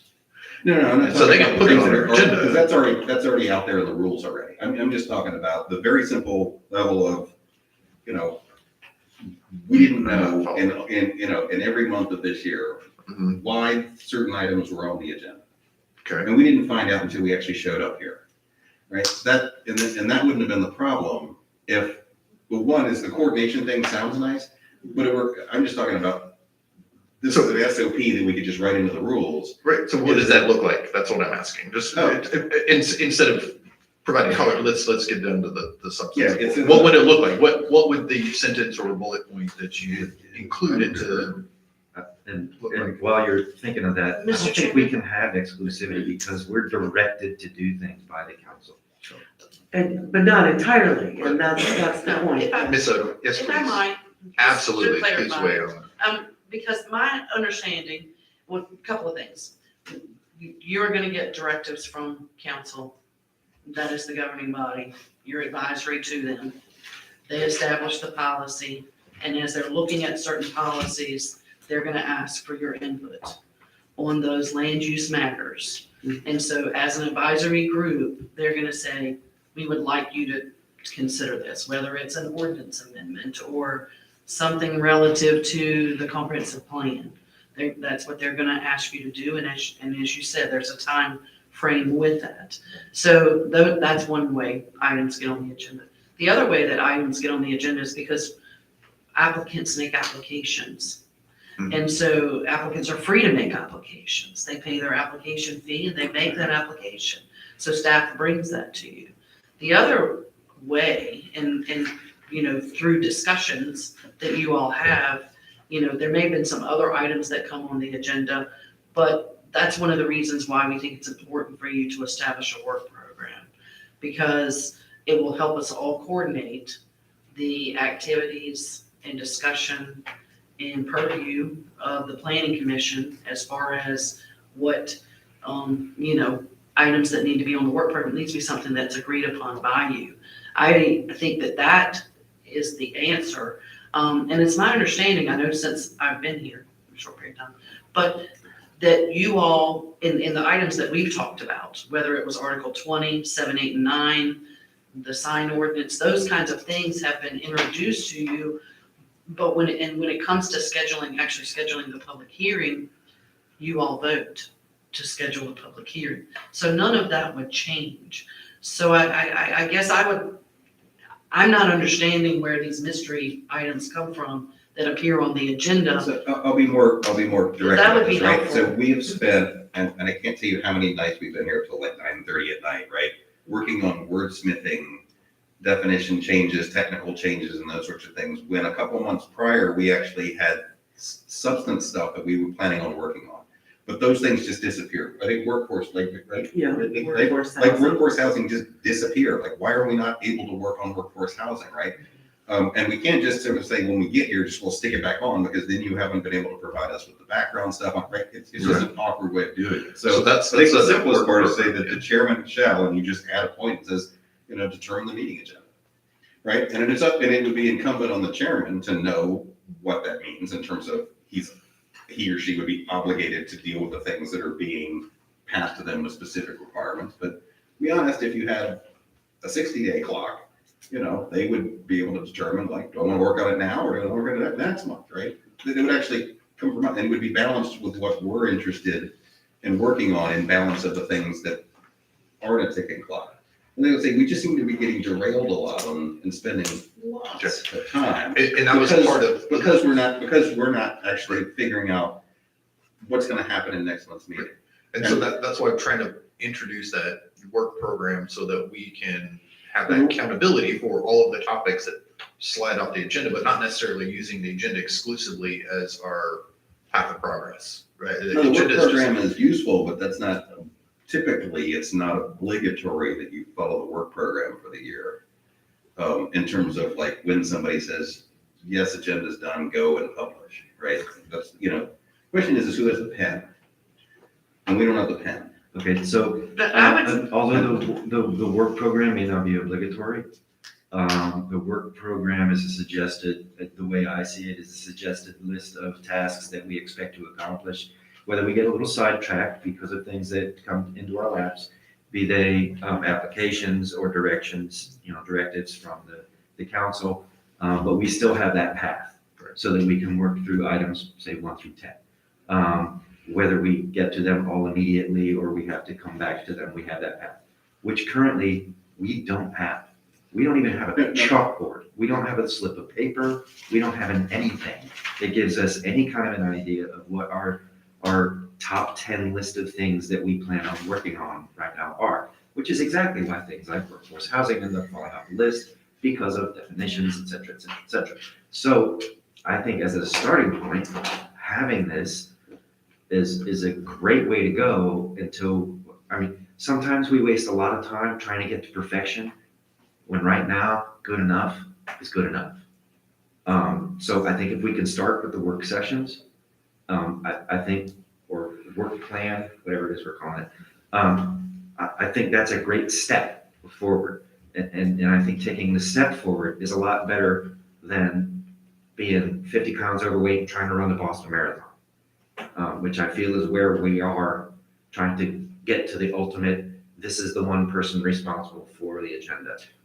So not disagreeing about the fact we need a work plan, sorely need a work plan. I was just trying to have our body work the same way town council does, which is. But we're subordinate though, and that's which what is, the whole like. which is, in that sense, like, nothing happens until Robin says go, then when Well- Robin says go, the clerk goes, right? And it's pretty cut and dry, right? Our process could be analogous. Yeah, but well, technically, But it's not. like to go back to your point previously, we're not a legislative body, we're an advisory body. So anything that we do here has no teeth. Well, all we do is make recommendations.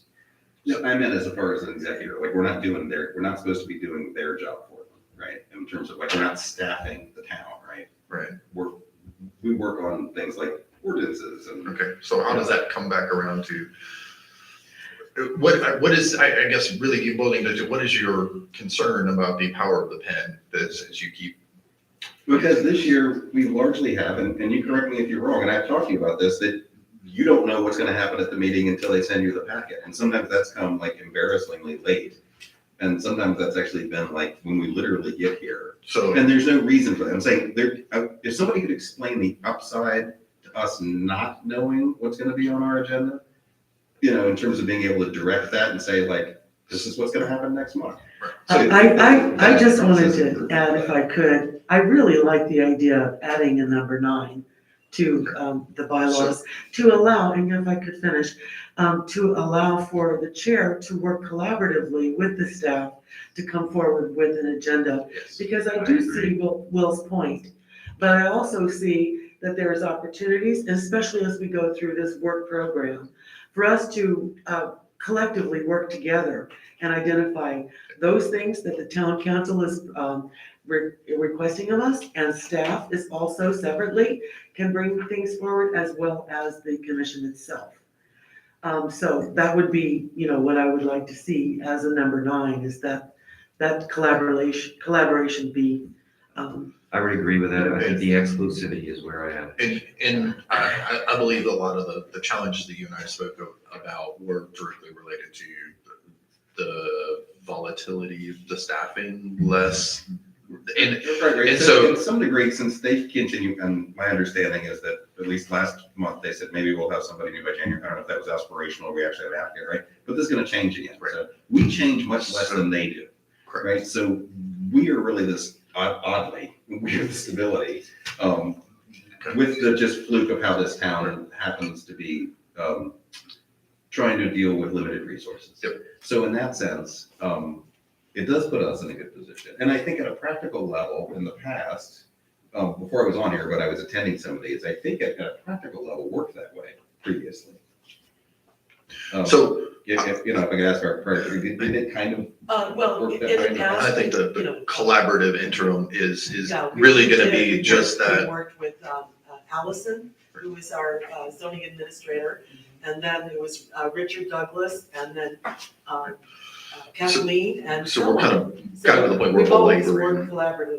Yeah, so, and that's what we can memorialize that, absolutely, so that we have. Something like. And what you're asking is, that is just, we have better communication and heads up, but that's the core message that I'm getting, is you're asking for better communication and collaboration between staff and the commission, so that we can more effectively discharge our duties and not be blindsided and not have any of these other stutter steps. And I definitely want to memorialize that and that's why I suggested, make it the duty of the chair to coordinate with staff for the creation of agenda, right? So at least it puts it in there, and and so that will be incumbent upon the office of the chair to go ahead and make sure that communication happens between staff, so that at least from our side of the fence, we can be proactive and say, hey, what's going on here?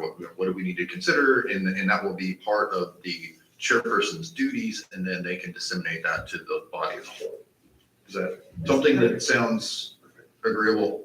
Okay, so we'll conceptually wordsmith that out, but that's part of what we're trying to make sure that we include some of the things that we feel like are points of improvement that can be memorialized here, so that we can have them moving forward. And as we gain new commissioners and staff rotates or whatever, there is a common understanding of what the expectations are. So is there a request to have staff come up with some language for that, or are we doing that ourselves? I don't think it's really that much of an issue, so I was going to suggest just chair coordinates with staff in advance of meetings on the agenda. Yep, just keep it simple, and that way there's that expectation has been set. So we can add that to the bullet points for the recommendations from staff under the, let's see, duties of officers. So we're at 6A9. But we're going to decide on this at our next meeting. Correct. So this is just, I just want to memorialize this while we're here. So we're going to make that. What's going to be in the package that will be delivered to the town population before our next meeting, right? That's, I think, what we're Yeah. doing. Yeah. We're trying to shape our staffing. Right, so, Can I ask another related question about things, maybe to, and I've asked this question on and off in different ways. Resilience committee, which in theory is something I'm doing, right? But at a practical level, we all figured out that I'm not really doing that. And it actually has some significant structural problems. So we can leave that in here as something that's codified, or we could just deal with that as an ad hoc thing for if it ever sort of came up, because the way that it's written, it looks like, we're supposed to be doing this. Yeah. And we're not, and I'm not certain it's even achievable.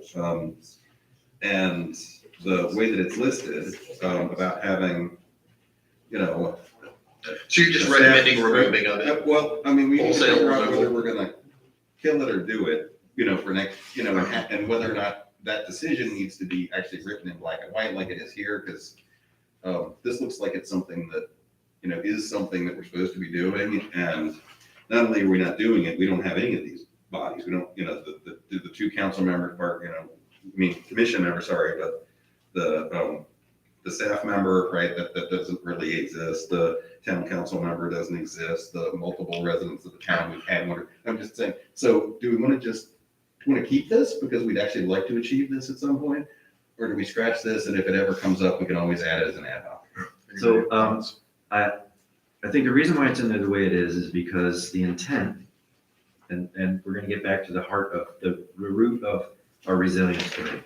The intent was to develop this committee for the intent of having the townsfolk involved in the issues of resilience for the town.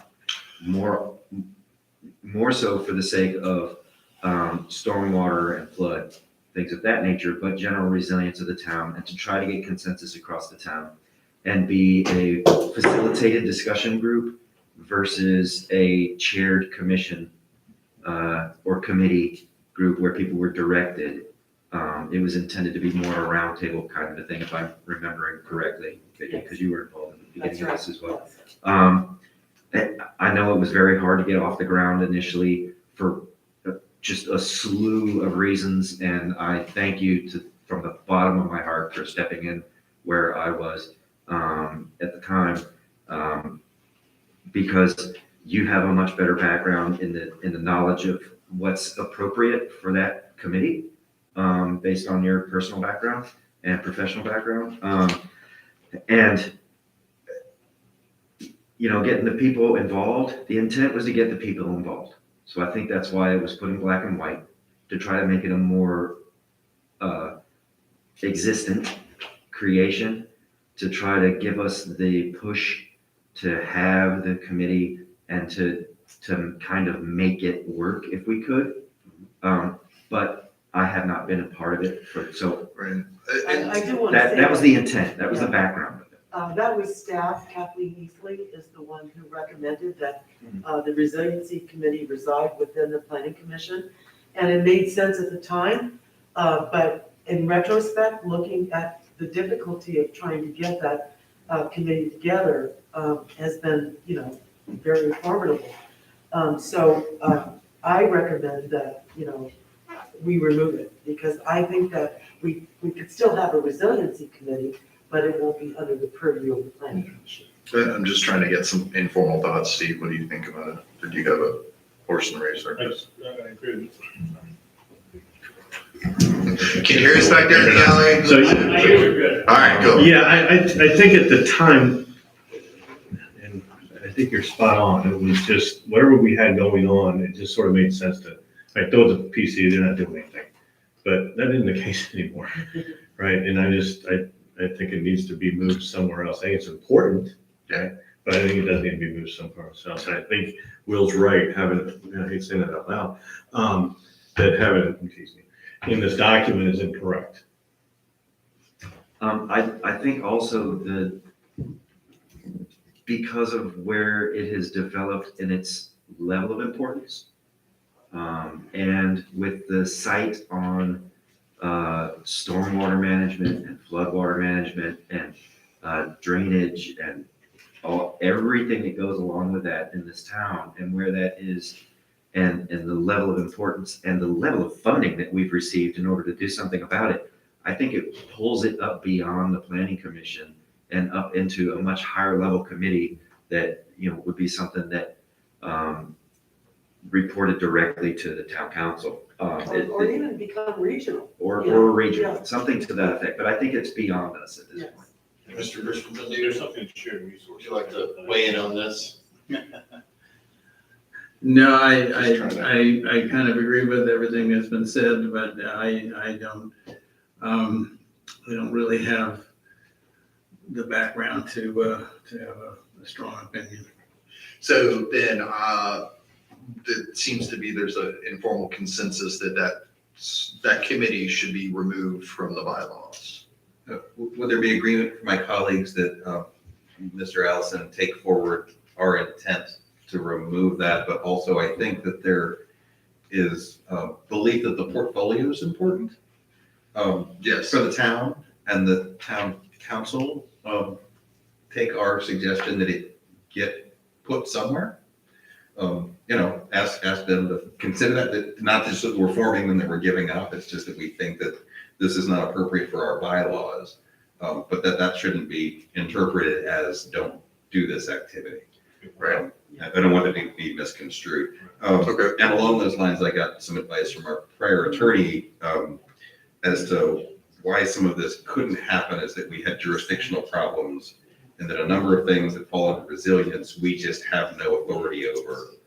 And really, as it's written, we would work on resilience as it relates to planning, which is interesting, and that should be done. And I would love to do that as an ad hoc thing, I think, through our body, but Absolutely. but that's not really what most people are talking about. And so just to kind of elaborate on that as well, one of the other important issues that was identified through the comprehensive planning process was that we need to make sure that we have the basic language incorporated in multiple places in the town documentation, so that when we do go do grant seeking and funding externally, that is already teed up and it is easily referenceable for those things, especially when we're talking about waterway cleanup or shoreline remediation or stabilization and all of those things that are, big money pockets out of federal funds, that we have our ducks in a row. So Especially that what Mr. Hall. that's why there was a desire to, at least at some level, have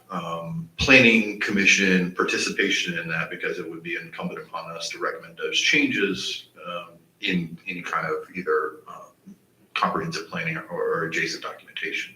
So that's absolutely what we need to do moving forward, is express that we're not trying to abandon this, but we don't feel like that this is the purview of the planning commission, and we wish to participate in as many ways and we can, as long as it's congruent with the different jurisdictions, as well as the capability of being able to create actionable tasks and items that can be completed for the betterment of the town, rather than just like you said, we haven't even been able to pull together a full committee. So My last thing about, I think an addition that we should put out as a consideration are the points that Bob has brought up on numerous occasions throughout the fall about master plan. Should we have a master plan? How often would we produce a master plan? What is a master plan, right? We've sort of been, and then we asked for some staff help about explaining what that means. And, it all kind of got weird and fizzled, but there certainly seemed to be some interest in both understanding it better and possibly doing it. With what frequency, I don't think we ever even got that far, but, as we're, so I think talking about like ongoing things that, we're supposed to be included, it seems to be that, So yeah, the work plan, I think that would be a great place for that to reside, not necessarily codified in any specific part of the bylaws that we're considering currently. I agree. I think that's what. I agree. I think that falls more into the work plan department, at least for now, until we figure out what it is we're figuring out with it. And if there's a determination that there is a multi-year, every 2, 3, 5 year, whatever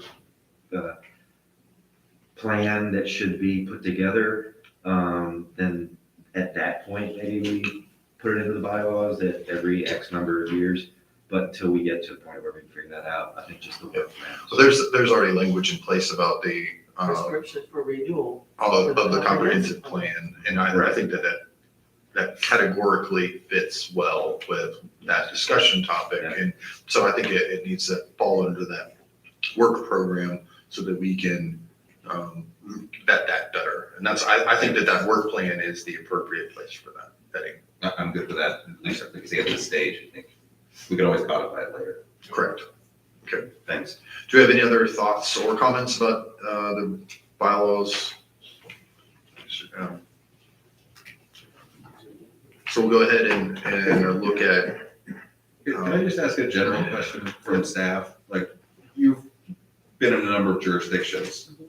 Is what we have boilerplate? Is it normal? Is it a little out of the ordinary? Just it's general characterization of this language for what we're supposed to do. So I actually looked over the bylaws and I compared them to a couple of other localities' bylaws that I have worked in. So they were in line.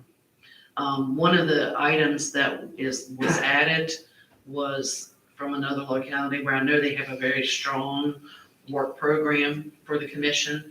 And so that's where that language came from, to talk about having a work program. It's voted on by the commission and prioritized by the commission by vote. So that's, yes, it's do they very have much in some- line with other localities. Do they have some functional documentation about how they execute that? That's like standard procedures or anything? Yes, and that's gonna be part of our discussion that we have with you all at the training session. No, it's fantastic. I have a procedure question. So if we move, or does it require a motion tonight to put this on the February agenda? Is there any possibility of changing it January agenda? And is there any possibility of changing it after we agree to what we've agreed to today? So if the bylaws tonight, any changes that you make, and we've talked about relative to the agenda, and the committee, the resiliency committee. So any changes, this would be the document that you would schedule for your January vote. There wouldn't be any changes made to the bylaws between this meeting with their changes and the anticipated vote in January. If you come in the January meeting with more changes, then you would make those changes, but the vote would have to be put off until your next meeting. Okay. So you have to have a document in hand that you all can consider and then take your vote at the following meeting. Okay, that's helpful for process. So do we vote on anything tonight regarding this? No, sir, I would just see if the commission concurs with this is the document that you would like to take the vote on at your January meeting. I'm sorry. It appears we made at least one change to what you said, and that change will be included in what we vote on in January. Okay, I've done this procedure, thank you. Would you mind just reviewing what the change, there's staff changes that are in black and white in front of us, right? And I think nobody has pushed back on any of that, right? I think that's all cool.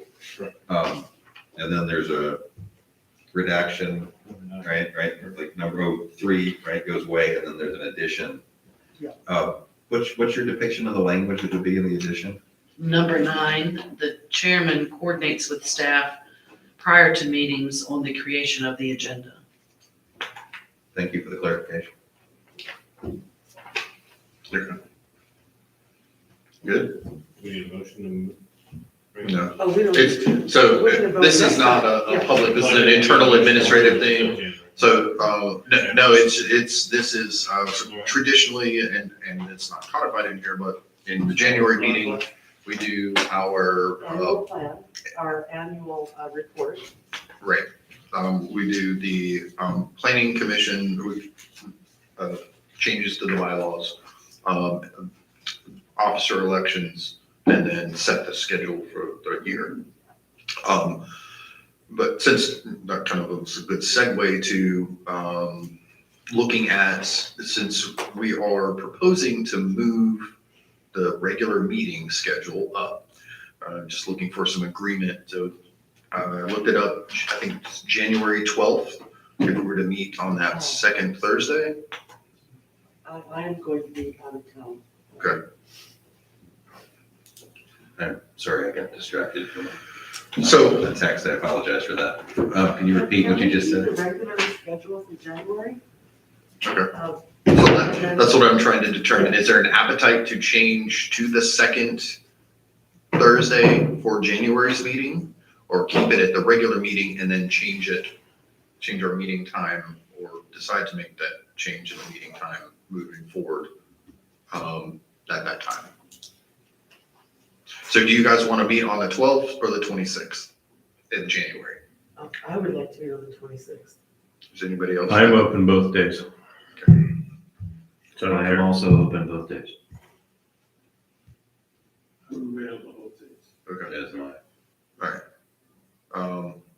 So it looks like we'll just go ahead and for January's meeting, since we haven't officially adopted those bylaws, we'll go ahead and continue until we formally change them. And so we'll continue and plan on our January meeting being at the old, we'll call it the old regular time of January the 26th. And then at that point, we will set the rest of the calendar for 2023. As it relates to the January meeting, is there a chance that we've had some interests, an application that didn't seem to have all of its parts? Yeah, we got a vacancy and we have some nibbles.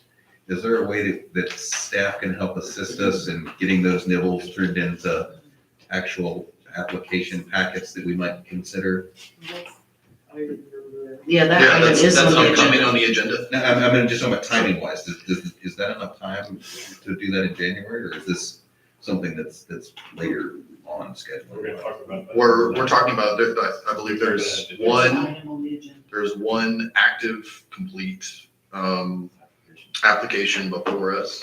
And if someone else decides to throw their hat in the ring, that would need to be completed and formally submitted to the planning office prior to that regular January meeting. And for it to be Mr. Chairman, considered. we do have some input on that we'd like to talk about when we get to that item on the agenda. Okay, One of the things I would like to ask for you to do as a commission is to take a vote that this document with the changes that you see that's outlined in the report, as well as the 2 additional changes that we discussed this evening, is the set of bylaws that you want on your agenda at your January meeting, anticipating a vote at that meeting. okay. So peeling back the layer, a couple so let's just go ahead and take an informal vote. Yes, to put the bylaws as we've amended, staff changes as well as the 2 recommendations from the commission to be set on the January agenda. Did you roll call or you voted? It doesn't need a roll. Aye. Aye. It's unanimous, so yes. There you go. Thank you. So we'll move that forward and place it on the January agenda for the bylaws. So we've memorialized that so we can continue to move that forward. Sorry, I didn't mean to get into the appointment details. I was just wondering about the 26th, if that's a date that's compatible with that concept. Yes, Okay, good, that's sufficient. that actually gives us, 7 weeks to get things sorted out, so. While y'all are at your holiday mixers, drum up a little bit of business for us. Okay, so where are we at? I gotta find my. Yes. Get my agenda for myself, so, okay. Moving along, discussion of Article 12, sign amendments. Okay, so specifically, I'd like to focus this discussion on flutter flags, because that's what was originally brought before us.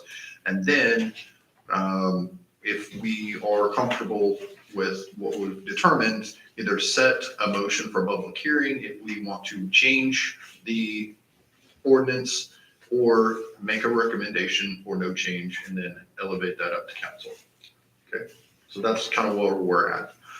Staff, would you like to read this in again, please? Yes, sir. Just basically to outline for you that we had some good discussion at the last meeting relative to Article 12 and the discussions relative to flutter flags, and they were currently listed in the ordinance as being prohibited. There was discussion about allowing them, and the direction that we got from the Planning Commission last month was a nod that something that you would like to see is that if these are allowed, then they would be allowed on a temporary basis. And so the amendment that you see to the ordinance, this is in section 12.8 of the ordinance, would be to add the flutter flags as a temporary sign or as temporary sign. And there's some specific standards that have been outlined on page 12.4 for you. And this is, would allow the flutter flags. It talks about permitting, it talks about timing, talks about number. And so I'll be glad to answer any question that you have about that specifically. And then, Sorry, just to interrupt, I apologize for that. Are you talking about page 12.4 or section 12.4? Which 12.4 are you on? sorry, page 12.4. Thank you. 040. And what was the other I see where you struck the prohibition part, but where's the addition part that you referenced? I got lost. B. That is a new Oh, item, B. B, under Yeah, so section it's- 12.7, excuse me. Under section 12.7, which is on page 12.4, there is an additional item now, B, which deals with flutter and moving signs, flutter flags and moving signs. And then in 12.8, under A on that same page, the prohibition language has been stricken.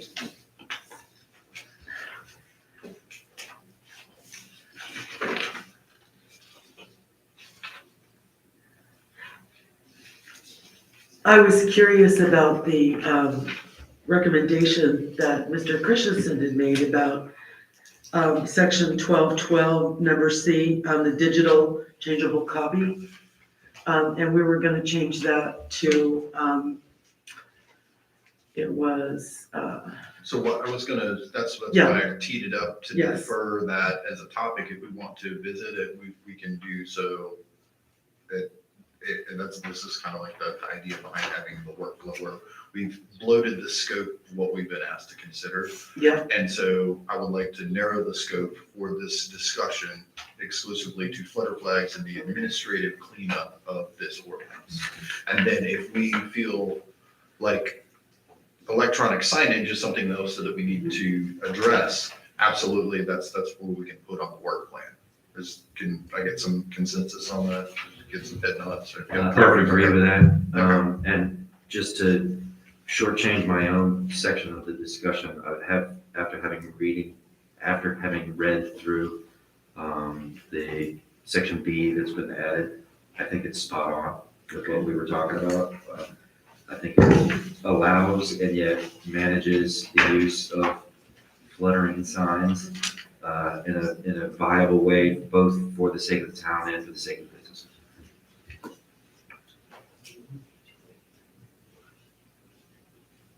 And so, and underneath that color discussion, this is a kind of a recap of everything that we've hashed over the last couple of meetings, as well as the action orientation for this particular point on the agenda is to set a public hearing if this is what we're looking to put forward to council.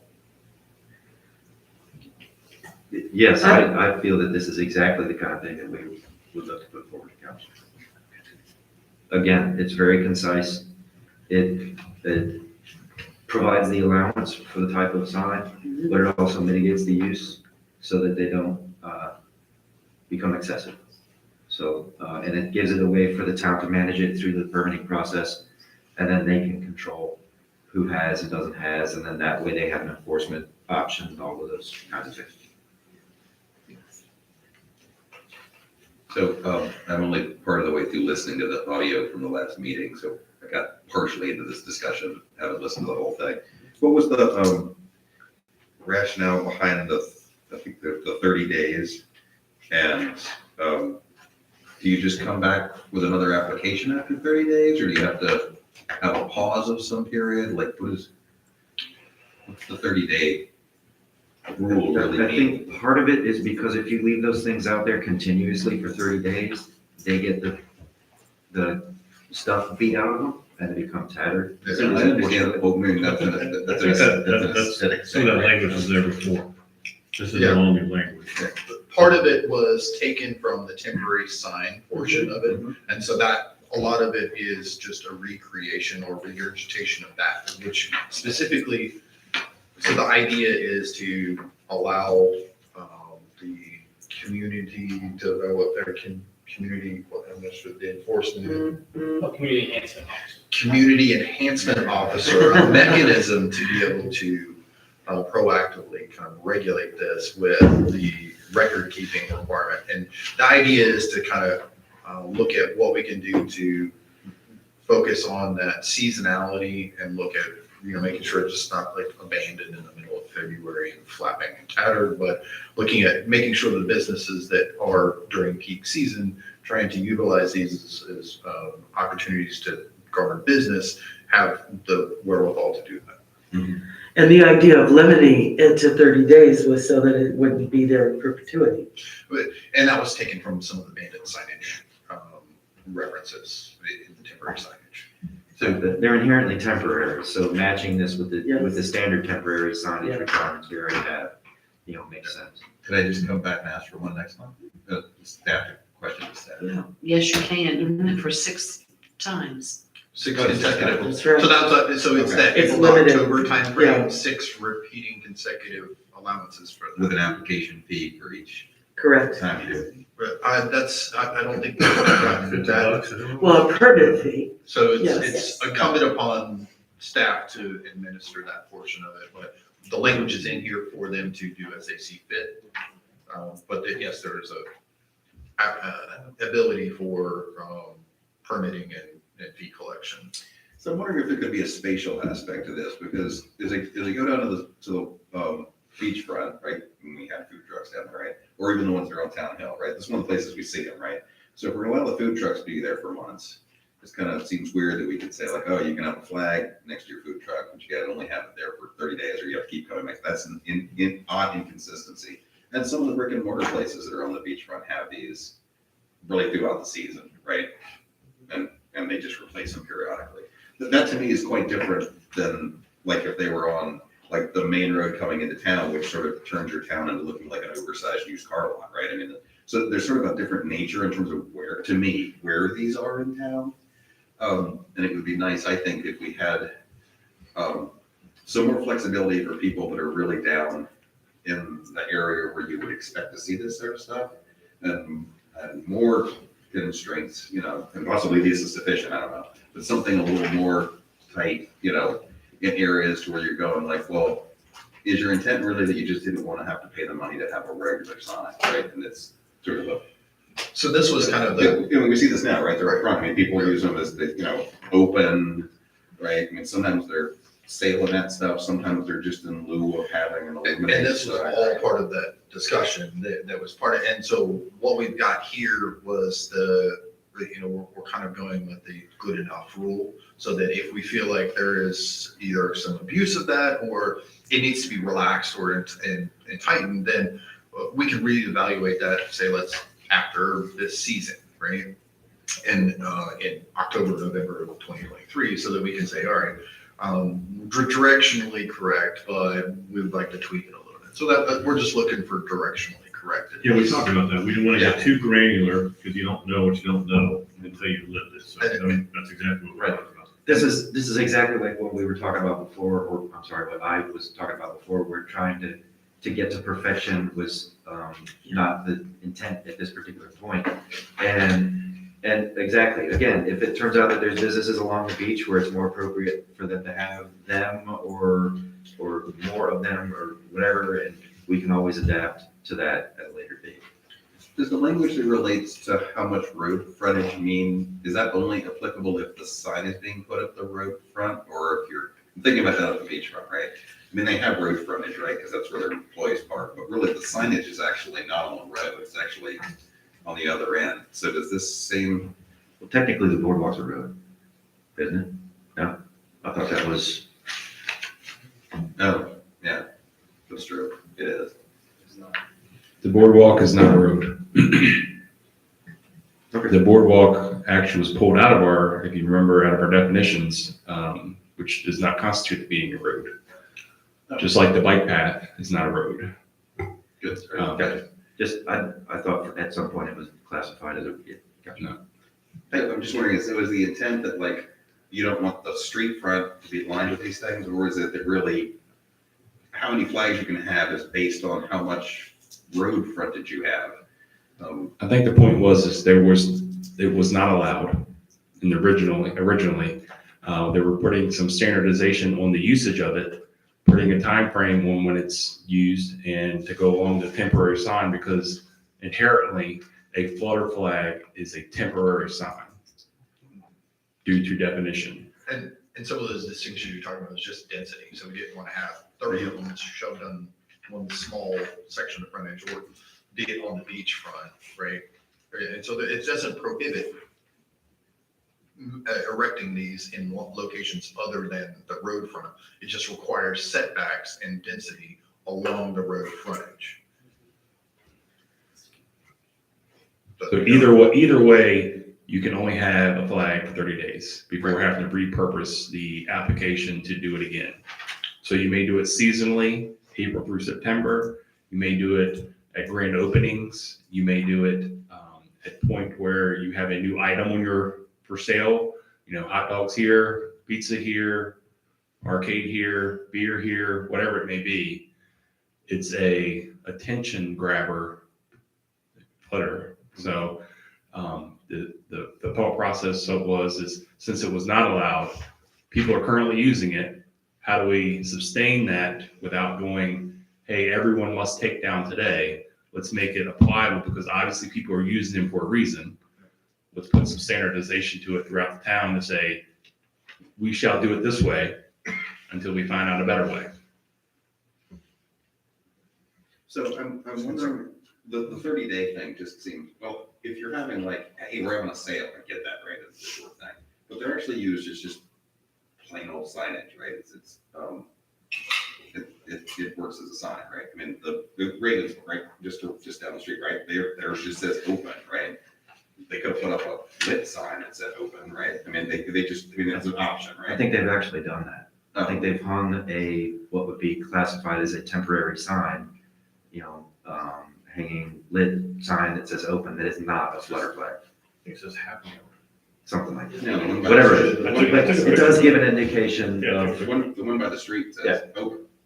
Right, but I'm just wondering, like, and it's kind of, and it's kind of useful. I'm just wondering about the 30-day thing, because we have, and I understand what you're talking about, we don't want it to look like garbage. But that's already addressed in item 8 about tattered, like, we can already sort of say, your stuff looks ratty, right? You either gotta replace it or take it down. That's already addressed in there, so I'm just wondering.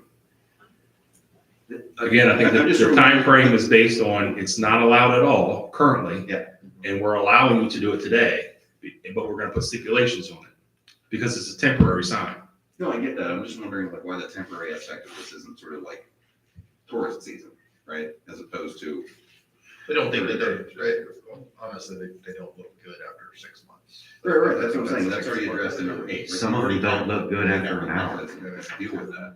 If I could add something, that would be a potentially additional burden on the community enhancement officer to go out and inspect all of the flutter flags to make sure that they weren't tattered. So it'd be much easier from an administrative perspective to see, okay, we had these permits filed 29 days ago. Okay, tomorrow we can drive by and check that one. It's much more efficient to enforce, to have that Wouldn't you be requirement. doing, because you'd have to be looking for the ones that were never permitted in the first place, so I don't understand how it reduces your burden, because then you're actually only going to police the people that bothered to file a permit in the first place. Well, if you have a registry of permitted people and you don't have that list, then you No, I'm saying, you were automatically. saying you wouldn't have to go by, I was like, I think you have to go by anyhow. You would, but you would have it on a schedule and you would know when it was tracked. You wouldn't have to just, drive around town every couple of months or every couple of weeks to see if any of them had become tattered. You'd be able to see which ones were coming up next on the list. And again, this is a thing that can be adapted and adopted later on as we find what does and doesn't work. This is kind of the good enough option. Again, until, let's give it a season, see how it goes. Well, I mean, you're saying this is good enough and we could revisit this, but we could also just choose to give staff more latitude. I mean, We this is could pretty- also this just is- choose to outlaw them this is- entirely. This is pretty prescriptive, so. But again, we gotta put some kind of limitations on it. If you don't give a time frame, people are gonna stick them out there and they're just gonna leave them out there. So. No, I wasn't saying we Again, shouldn't have a time frame. I was wondering about the 30 days thing seems. I think the 30 days is a great inconsistent- compromise seems because, inconsistent with the way they've been being used. well, the way they've been being used currently is illegal technically. Yeah, that. Because they're not permitted. No, I understand that. I'm saying at So- a practical level. this 30 days is better than not at all, is what I'm saying currently. And again, if it shows that it's an inherent unnecessary burden to the businesses and they speak out about it, then we can choose to adopt a change to that later on. I think setting the date for the public hearing to allow the individuals that have these to discuss those is a better avenue than trying to figure it out today. I'm good with that. Agreed. I would like to point out something about item 7. I don't disagree with it, but the 3 feet from the road right away. Sorry. There are Where are you? properties. Same thing, item 7 in the list. Under. What section, man? B. It's the same list. Same area, it's just item number 7. B7. Yeah. The red print. Lot 7. Sorry. Yeah, the 3 feet minimum, there are properties right here on Hawthorne Street that probably don't have 3 inches of right of way in the road, okay? They've been. There's zero setback, yeah. Huh? There's zero setback. Yeah. That's right. 0 lot lines. So, that basically eliminates the possibility of having a floodplain. Why they would have one in the first place, I don't know.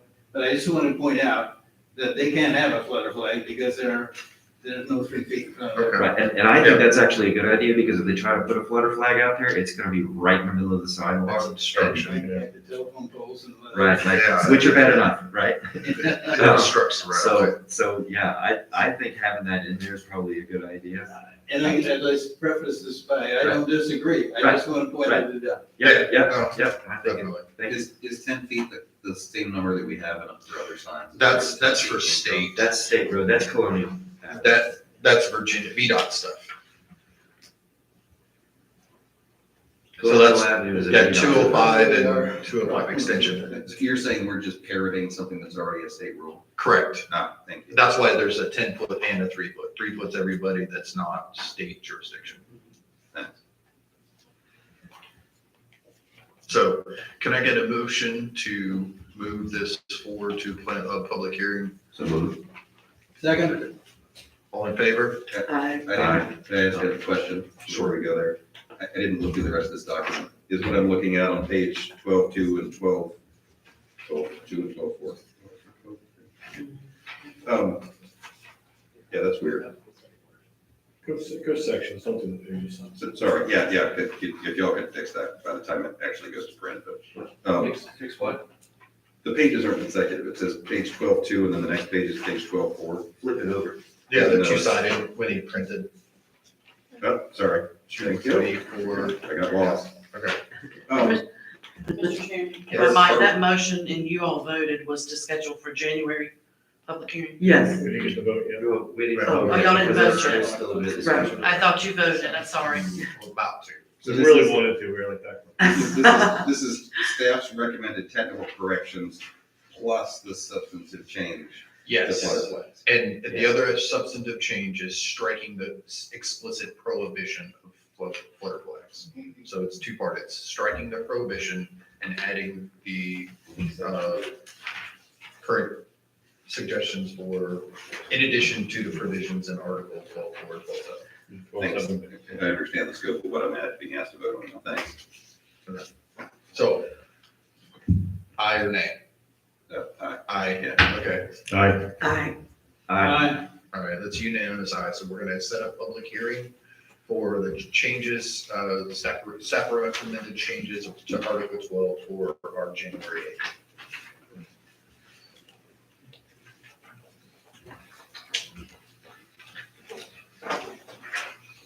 That does include the formatting as well? Yes, that's the substantive and technical changes.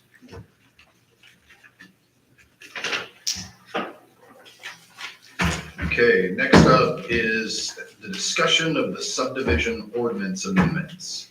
Yeah,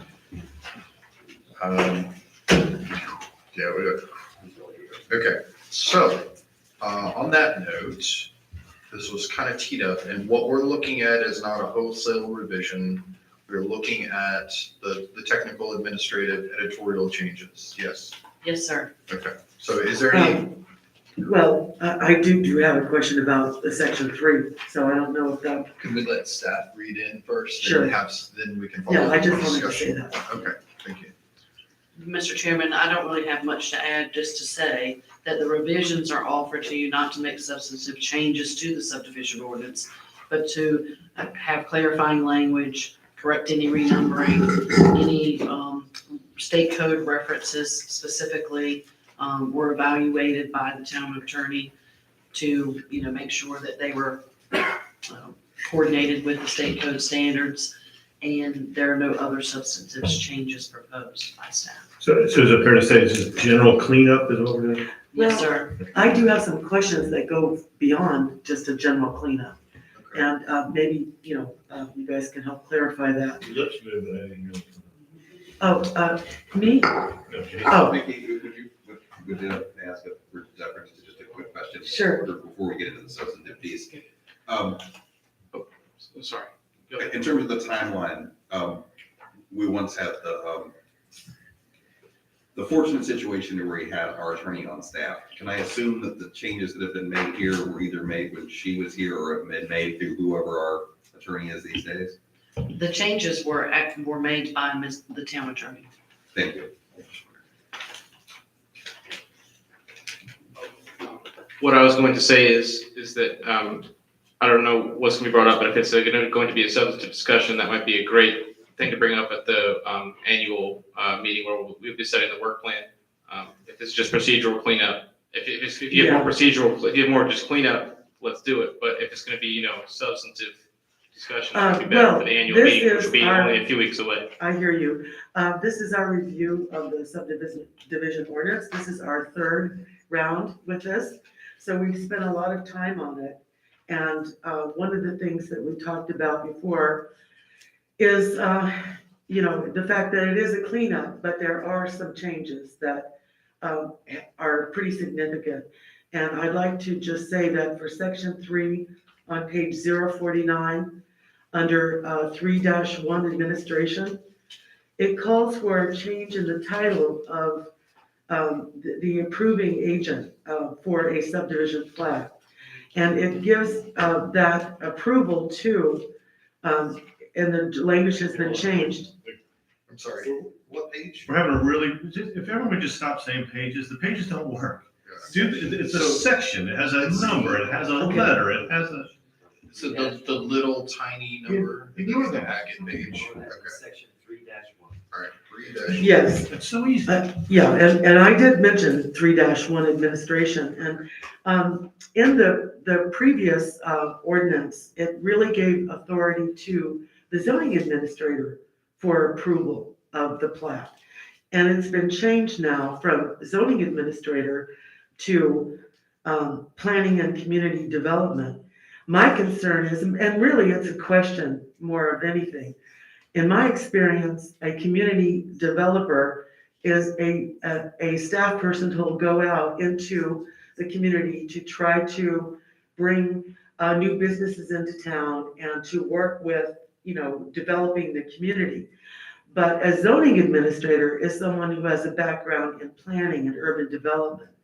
So I would like to see or get a better understanding of why that responsibility for approval of a subdivision ordinance is now going to a community developer and not a zoning administrator. So the change in the language for section 3-1-1, it says the director of planning, used to say, the director of planning and community development, or his or her designee, is the subdivision agent. The state code speaks to the subdivision agent for a community being the planning director or his or her designee. So the term here was updated because it's the community development, I should say, the director of community development, which is the title in the town of Colonial Beach of the planning director.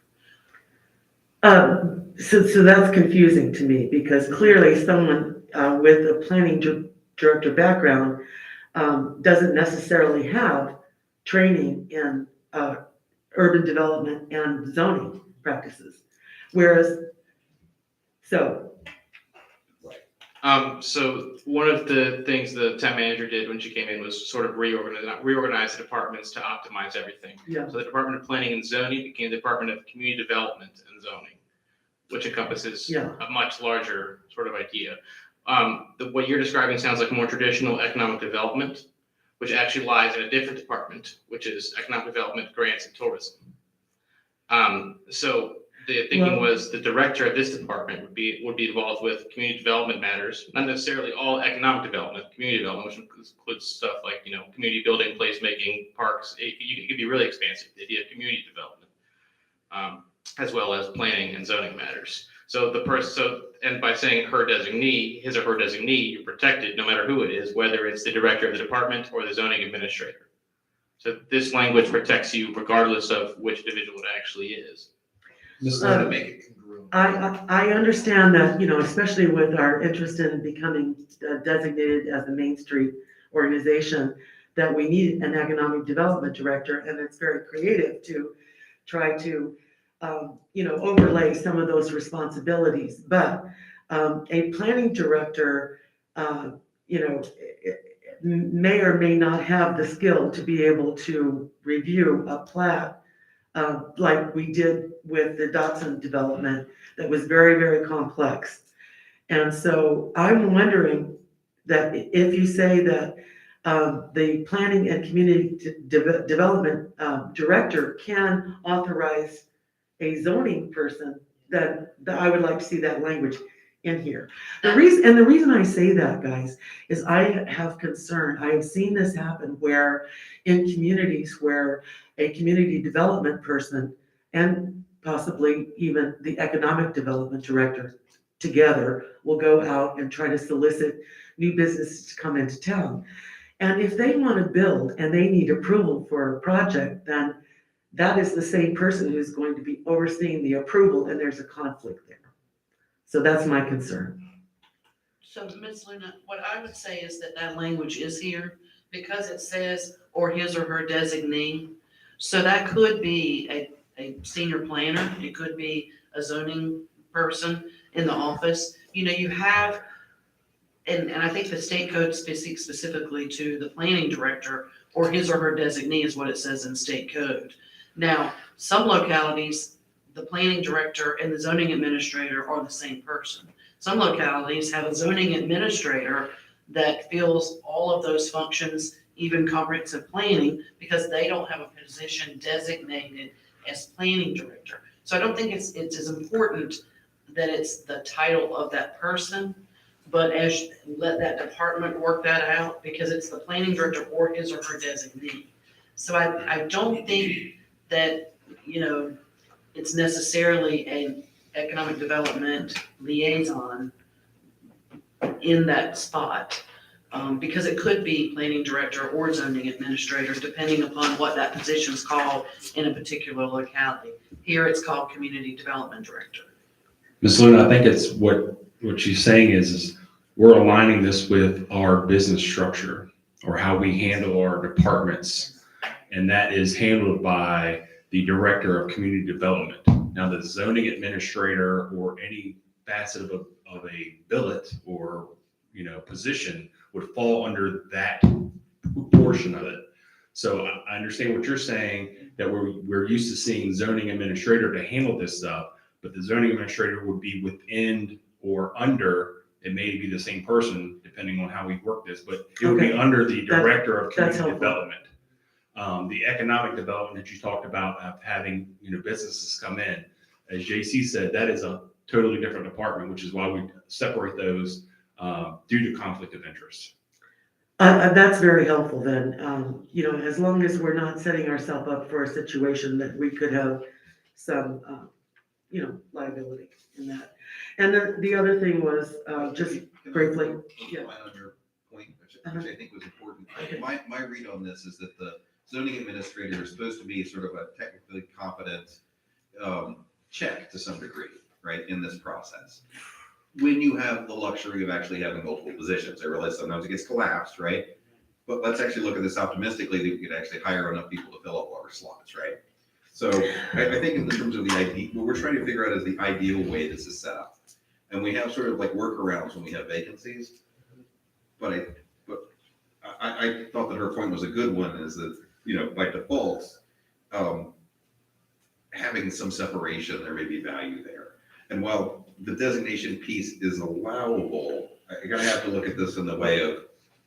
But I think that separation is What- provided in that that's covered in a different area. What she's concerned about causing the possibility of conflict of interest is negated by the fact that those responsibilities she was talking about bringing in the interests and then the businesses, et cetera, and then also being the one to approve the plans, et cetera, that's separated. Those are two entirely different offices that do that. We've got an economic development office that does all of the bringing in of businesses separate from the planning department. At least from the optics side of things, it hasn't looked like that's really been what's happened all the time. Well, Here, this in terms of- realignment In terms is of where it new. was a lot clearer when it was like, when we had a zoning administrator, like, well, that was the role and that was that, and it had to sort of jump through that hoop. But I think we're trying to bring ourselves in line with common practices in more places than just our little patch of dirt. I think we're trying to align ourselves with much more common practices across the state and probably the nation. And you're also trying to utilize our business structure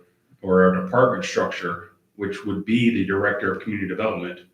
That's who would be leading this administration. I mean, that's the portion of it. Right. The zoning administrator Falls may under- be the Director of Community Development, where it may be a position under the Community Development piece, which is why it says, or his or her designee, which would be the zoning administrator. So the language is correct. I think your point is you didn't want to get the mix up of community development and economic development and having those two joined at the hip to cause issue. Well, yes, I think the verbiage but that we to currently just- have is correct. just to clarify it, the person who is out soliciting businesses to come here would be the person that would approve an application for a permit.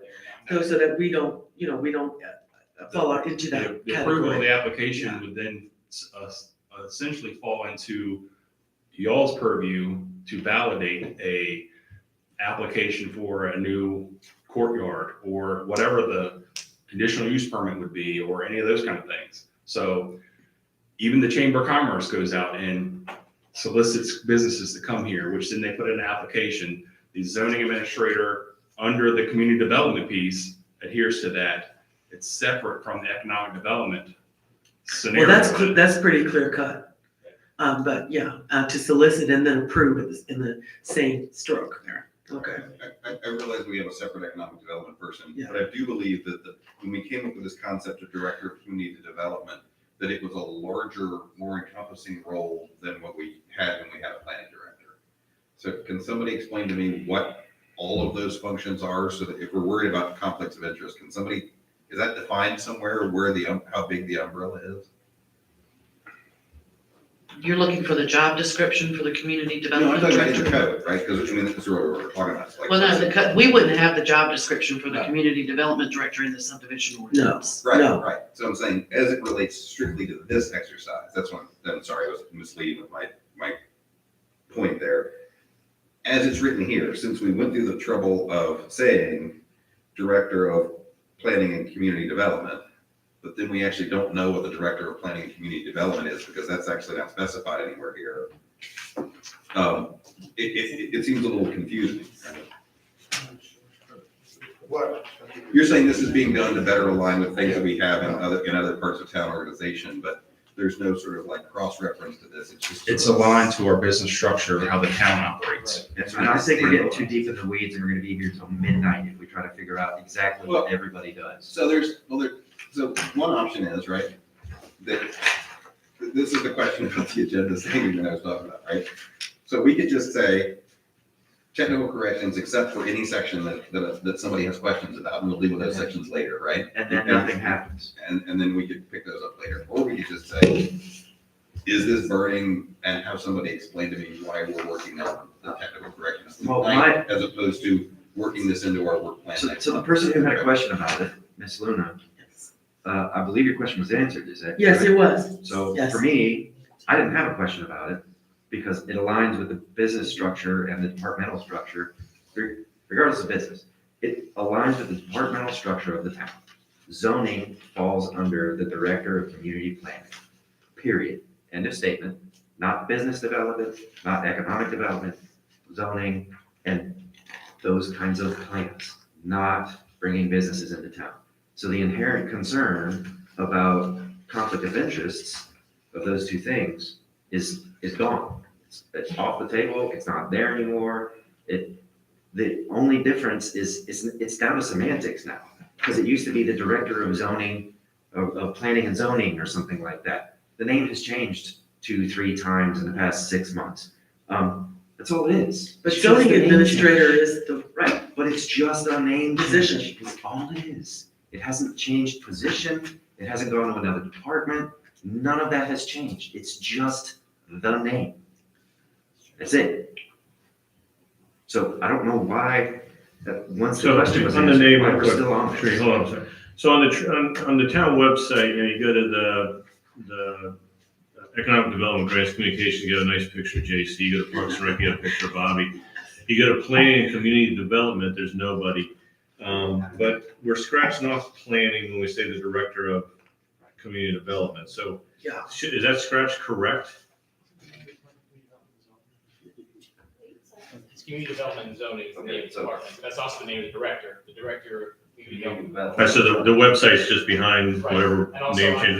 the interim. So we should add that here then. Yeah, and zoning is. Yeah. So we would need to add that onto this. Yes, So JC's just not showing up out of the goodness of his heart. He's Aw. actually the interim right, exactly. in that position. Right, but we're talking about matching all these Right. names, and it's not matching. I don't know what's So on when the you get paper a or the subdivision request website. for 500 units, they're gonna come to you. See what I'm saying? Well, I mean, would it be a good thing? It would be a wonderful And I thing. would, as a zoning administrator, to, So- do it as it be. So since we're down to the fact that it's just a name change, realistically, is it the Director of Community Development?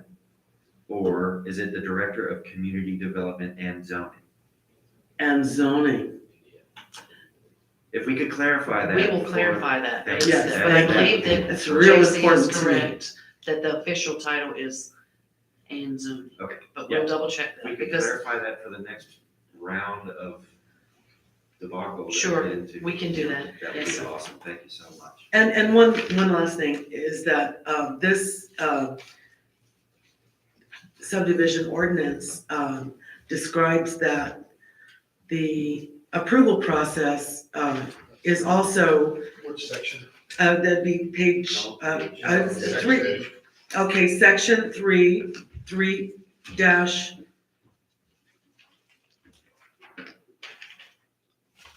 4. Additional authority. And it says here that the planning commission also needs to approve subdivision. And in another section, it said that the plats would be reviewed by, but not necessarily approved by, the planning commission. So I just wondered what authority now that the planning commission would have in the acceptance of a request for a subdivision.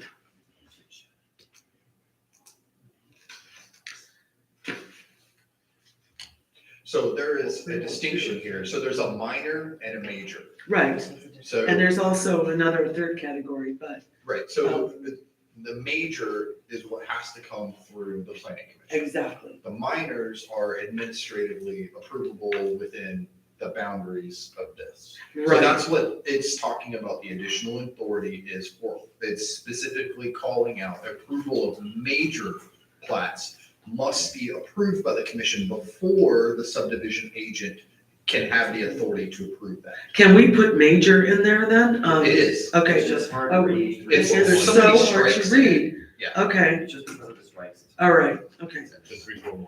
And so, thank you. So we're good? Yes. Awesome. Okay, cool. Nailed it. Can I ask about 313?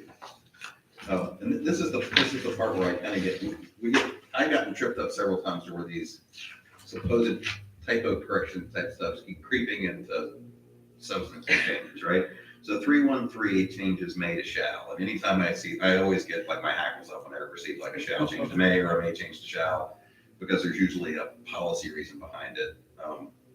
And I haven't gone through the whole document with a fine tooth comb, so we were on that page. So, one, can you explain that? And two, what's your level of confidence that things like this aren't in other places? First of all, this makes sense to me, reading the piece that you're talking about. It says that we may call or request verbal or written opinions or decisions from other departments of the town, as well as pertinent reports from, so we may ask for additional information. We may not need additional information. So if it says we shall request additional information. No, but I'm saying, you're talking about policy discussion. This was originally advertised as these are just technical corrections to the language, no substantive changes, right? This is a substantive change. It may be a good idea or a bad idea, but this is a substantive change.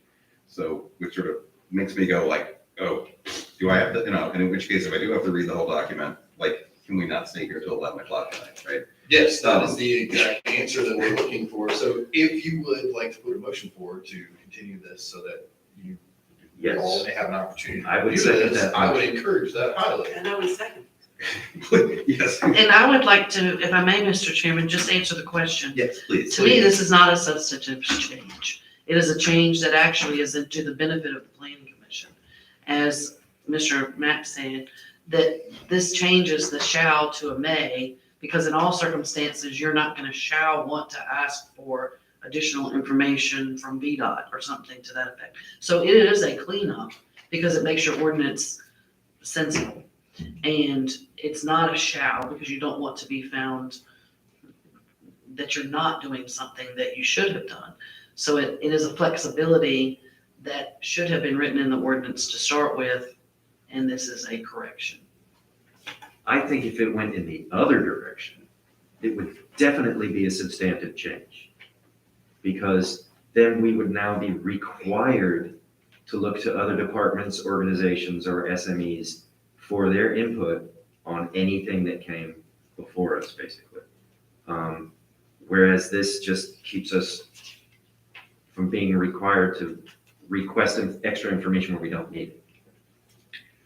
So, But can I go back again to the whole, like, can we table? yes, Because like I said, this one thing flagged it to me and I'm going like, oh, now I would like to review. absolutely. Hopefully I won't find any more. Right? I would like to make a motion that we table this so that there can be further research on these changes to decide whether or not some of this is more substantive than we thought. I second that. All right, all in favor? Aye. Any opposed? Nay. You ready to go? Hey. Okay. I don't know. The, Point is well taken that this is not. all right, so, with the motion was to table it for review and take it up in January's meeting. So, I can't think of anything more important that we can do than get this right. okay, so then the majority votes that we will continue the subdivision ordinance discussion at the next, January meeting. So at this point, from my understanding, is that this has been part of the cleanup exercise. There's no direction from council, so we don't have a clock, and there's no applicants or petitions before the town that would encourage us to address this in more time again. Yes, that was the. That is correct. And Mr. Chairman, what I may say is if you table it, one of the things that we would ask for from a staff standpoint is that we have, because it was like, okay, well, let's table it so we can look at it, but let's bring it back in January. Mhm. So at what point might we hear back, staff hear back from commission members with questions in, comments and things so that we can be prepared to respond to them when you look at this again? So maybe, and this is a suggestion, you come back to the January meeting with your comments, Yes. or either it's prior to something. So we Right. come back with comments. We don't sit at the January meeting and No, ma'am. necessarily go through all the comments, Yes. because it would be helpful for staff to have time So, to go through, look at it, see if there are conflicts, those kinds of things. all right, so what I had in mind and would like to share is exactly that. So we'll go back, review, and can not necessarily deliberate on, but bring forward those points to staff at the January meeting in a discussion format. And that will give the staff opportunity to review those points, and we can bring them out and communicate those in email or however is the best. But we can have that part of the discussion where we can find if there's multiple parties that are interested in clarification on specific points, and then go ahead and move that forward, allowing the staff the opportunity to do some research and make some recommendations on those specific topics or sections that we've identified that we would like to have a more robust discussion around. Is that something that's tenable for everybody?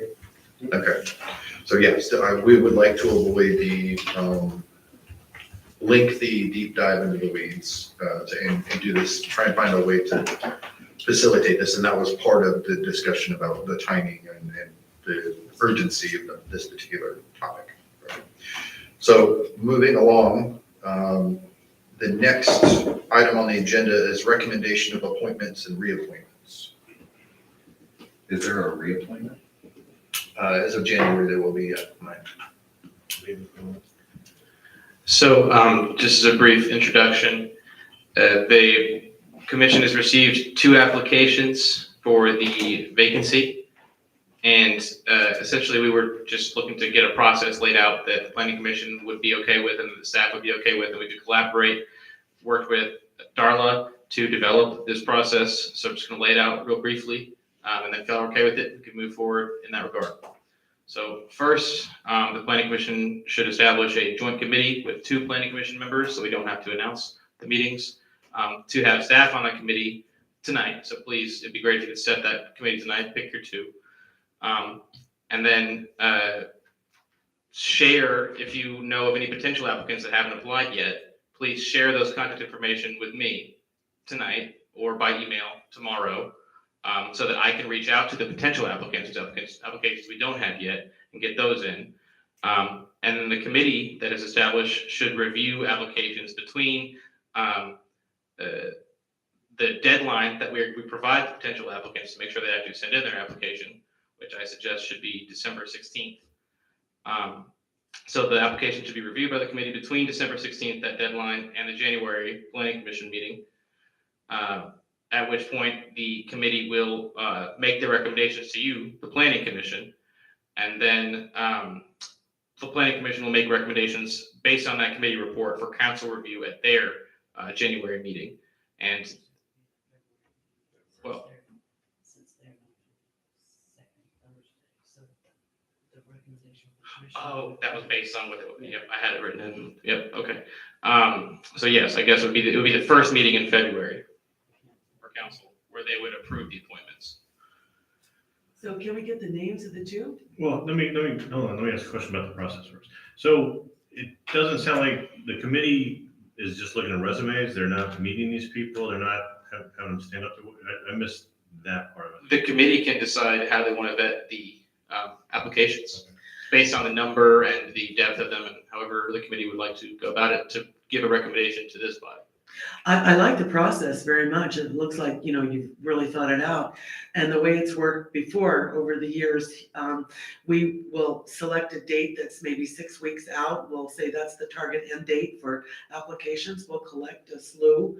And then the commission reviews them. And then at our regular meeting, we've gone into closed session, made a determination, and then come forward with a recommendation to town council. So that's how it's worked in the past.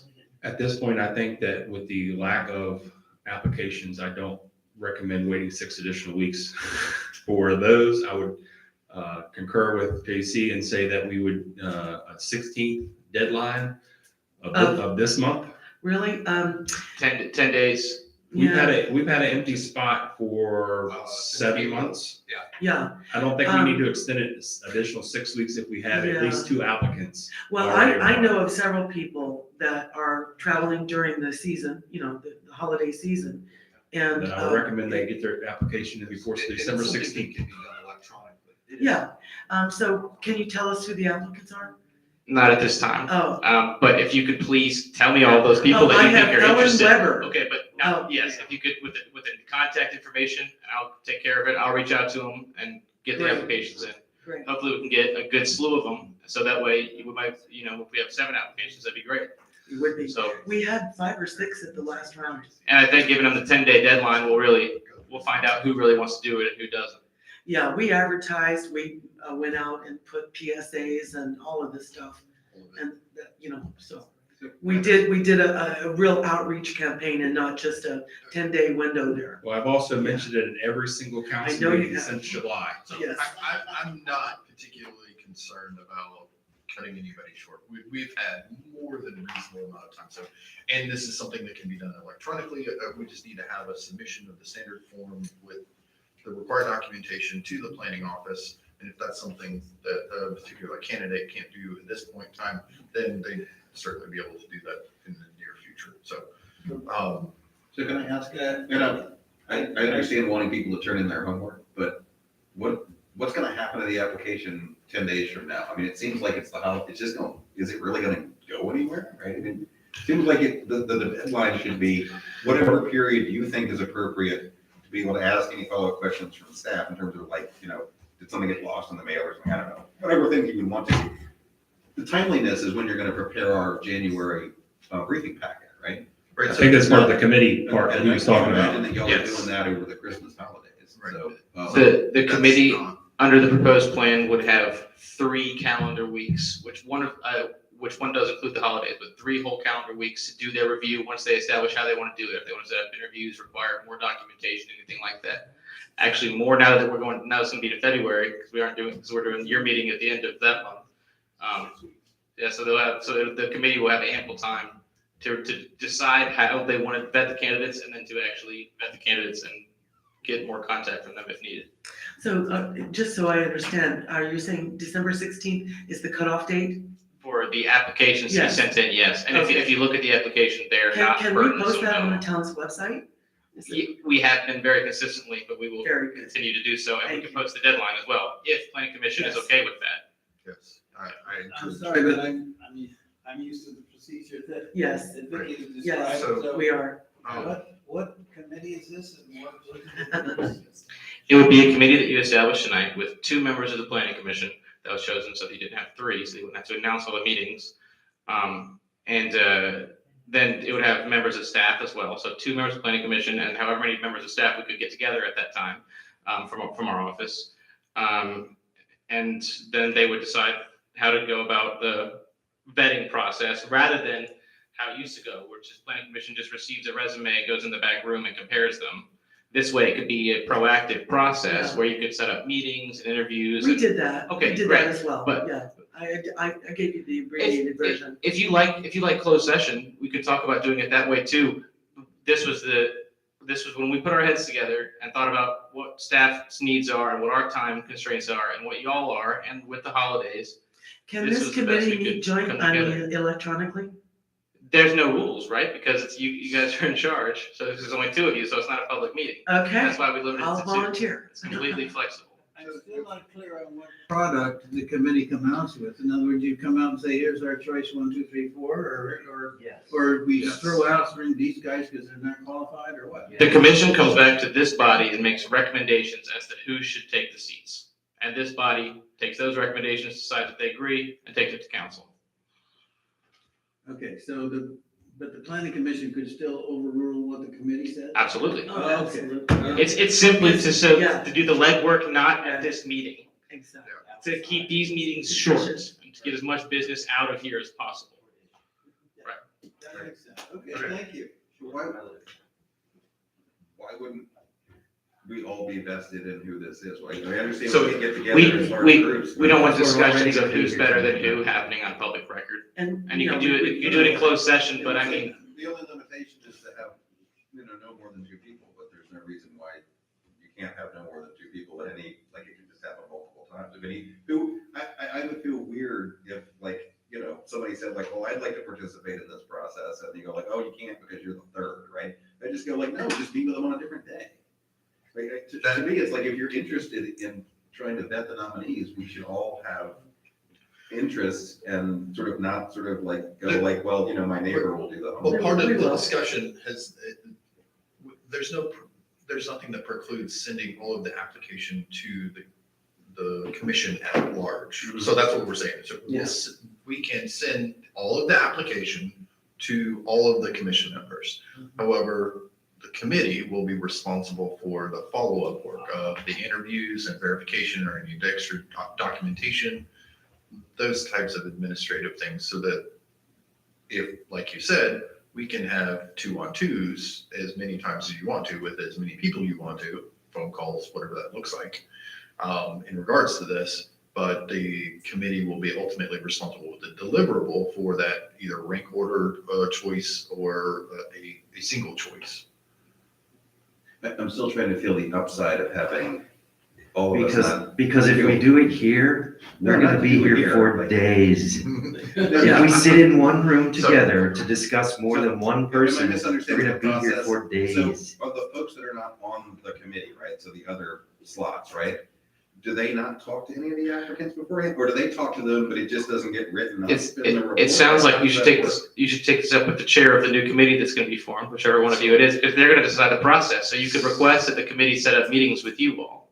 Right. That'd be one thing to do. That's perfectly acceptable. And I would still encourage whomever the applicants are to present themselves to the commission at that meeting in January, when that selection process is occurring. But also, the other forum that we've used previously to not circumvent this, but to kind of facilitate this, is to use a work session. So that it's not this regular meeting, but it's a dedicated work session just for selection. So that's a derivative of what you're talking about without the deliverables, but it was a different format that we had used in the past. And it just takes a notice on the website to pull that off. Correct, And- and then we can, And the committee could be something as simple as saying, we've got 3 applicants, 2 of them aren't qualified. yes, and we've had that in the past where the applicants didn't necessarily meet the residency requirements or some other technical. And the other thing too is that it was been a practice to have potential applicants attend meetings in advance of their appointment, so that they get a sense of what the flow of the work is and whether or not they think they would like to fit Definitely in. desirable, but as far as like coming together as a group and body and having deliberation and things like that, but in the past, it's worked better in that work session format at 3:00 on a Wednesday afternoon or whatever Mhm. is decided, and that can be facilitated by the committee. So We can say, hey, let's have a roundtable discussion. If it's the committee and then a third person shows up, then like it has an advertiser and Jay. Well, that's what I'm saying. What do we do like we did before? We just say like, hey, we're gonna have a work session on January, whatever, to talk Yes. to these people. If you can show up, that's cool, but at least it's been advertised, we check the box, nobody's gonna get in trouble. And, then you do it a couple times if you need to do it a couple times. Right, so that's gonna fall, As be opposed to incumbent the- upon. As opposed to the stovepipping process that sort of, Right. narrows the visibility. Because I'm concerned, as you are going, like, I don't see these people, right? So, it seems like maybe a little more vetting. I absolutely advocate for a work session and that will be part of what I would advocate being the process. So all they're saying is, let's designate two of the commission members to lay out that process, whatever it looks like. If it's a work session, if it's individual meetings, whatever that is, that's the purpose of putting an ad hoc committee together. So there's two people that are responsible for deliverables and organizing this thing. Vicky, I will be on that committee with you. Okay. So it sounds like I've got a couple of volunteers. So I'm sorry, I'm still objecting to the committee process because it's something that we haven't done before. It's something that's not necessary. My The only thought on the thing- committee process is The only this. thing that we're achieving with the committee thing is we're developing a process to not have to tell people that we're getting together with more than two of them, right? And I differ in that, because my thought on the committee process is weeding out unqualified applicants, so that we're not all sitting in a room reading 6 applications, only 2 of which are actually qualified for. Because they may live outside the town limits, they may not have been here long enough, if there's a time constraint, There is a that time there is a time constraint. Details like that, little details that are in the weeds that we don't all need to sit around in a group to figure out. And once we boil it down to who's qualified, then we can set up a meeting where it's convenient for all of us to be there and all the applicants that want to be there to be there. And then we can make our decision, ask our questions, and be done with it. And in my opinion, if someone doesn't show to that, unless there's some kind of seriously substantial reason, after coordination with everyone, then that would say to me that they're probably disqualified. Yeah. So, this is just a way to streamline what the overall group gets, weeding out the unqualified candidates is what I see this committee as being, not as making the choice for the group. That's it. I thought that was traditionally done by staff, the vetting and. No, No, it's they always just the get commission. applications and they provide them to us. About like. And then we make about whether you- recommendation. Whether you meet the residency requirements and those sorts of things, I thought that came from staff. No, it hasn't in the past. I mean, we definitely lean on them for input. So for example, Yeah, if we have to coordinate but with finance and say. We've had "This droughts person where there needs was no to staff, or whatever the and we case carried may be. on anyway. Yes. Yeah. So that's what I see the committee being, So. not as a deciding body, but as a boiling down body. And I don't think it's going to limit your knowledge and information about the applicants. I think it's just gonna streamline it and make it more efficient. So that you'll be able to ask the very same questions that you would, that you would like to. I guess I object to the idea of some of us just hitting a snooze button for a while. It feels like we all are equally obligated to take this process on. And that. I agree, Well, but we that's- all should not have to review applications from people who are not qualified. So there will be a dissemination of all the applications. And that's, appeals to that particular request. And then, from there, like I said, all the technical details, the rule-making vetting portion of it will be taken care of by the committee. You do the coordination, we'll all get together first, second week of January, whatever it is, meet with applicants that choose to present themselves so that when it comes time for the regular January meeting, we've pretty much already done all the legwork and come to a consensus. So at that point, we are simply gonna ask that applicant to stand, present themselves, ask a couple of Q&A kinds of things, why do you think that what's your interest in, so that they can have some opportunity to do that in a public facing forum, in addition to the work session, which is also public facing and announced forum. And then at that point, we can all make that recommendation collectively and move that forward to council for their February vote. So, So do I get this right? So the committee feeds stuff into the work session feeds into our January meeting? yes, Okay, Okay, we're good. I can get on board with that. yeah. Okay. Just at a practical level, with things like, unless you just out yourself and say, no, I don't really live, like, as us, as being lay people without any access to any public records, how do we vet whether they meet the legal requirements or not without staff doing this for us? well, obviously we have to take Because on face. Some of it's on face, some of it is simply address. People Yeah, believe and they're a inside the couple, town you limits know. and they're not. That's right. Right, a lot of that thing is, but. And applicants may or may not know what the criteria is. Right. So, Simple questions like, are you full-time or part-time? yeah, Where's your primary residence? You were saying that you. where do have you a couple- vote? A couple of applications. One has been forwarded to us. Was that not supposed to have been sent to us? Like, I'm trying to figure out why everything isn't sort of like just being passed along whenever it shows up. Currently, the applications for council board and commissions come through the clerk's office, not our department. So there's a bit of a disconnect there, which we are working to fix as part of finding out what kind of process that the planning commission is comfortable with. That's good for staff as well. That would be one of the questions I'll ask before all this gets finalized. Well, But that's it. But so we will forward you the next application. I think we just received it today or Oh. yesterday, but yeah, that's. I did want to say that in the past, it's worked differently and that, we actually took the applications. People are still sending us stuff, or at least me. Well, there was rather. And I always refer them to. Yes, I think Darla, yeah. there'd be a preference for it to come through our Yeah. office rather Yeah. than the clerk. I think moving Right. forward. And I don't want to collect this information either, so I always forward it on and I tell everyone that they should contact staff. I thought that was the process for all, not just our commission, but I thought all of the bodies in town all went through. the I don't know clerk. about that. Boards and commissions applications go through the clerk. Yeah, so how That's can my we understanding. change the process to be different for us? Why doesn't it just go through the clerk like the other groups do? You were suggesting that it goes Well- through you, not goes through the clerk.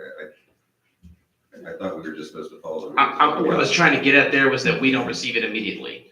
Ah. It goes to the clerk's office and then we get it when the clerk's office sends it to us. Well, I'm a senior member of this committee. That's right. It's always been you submit it to the planning director.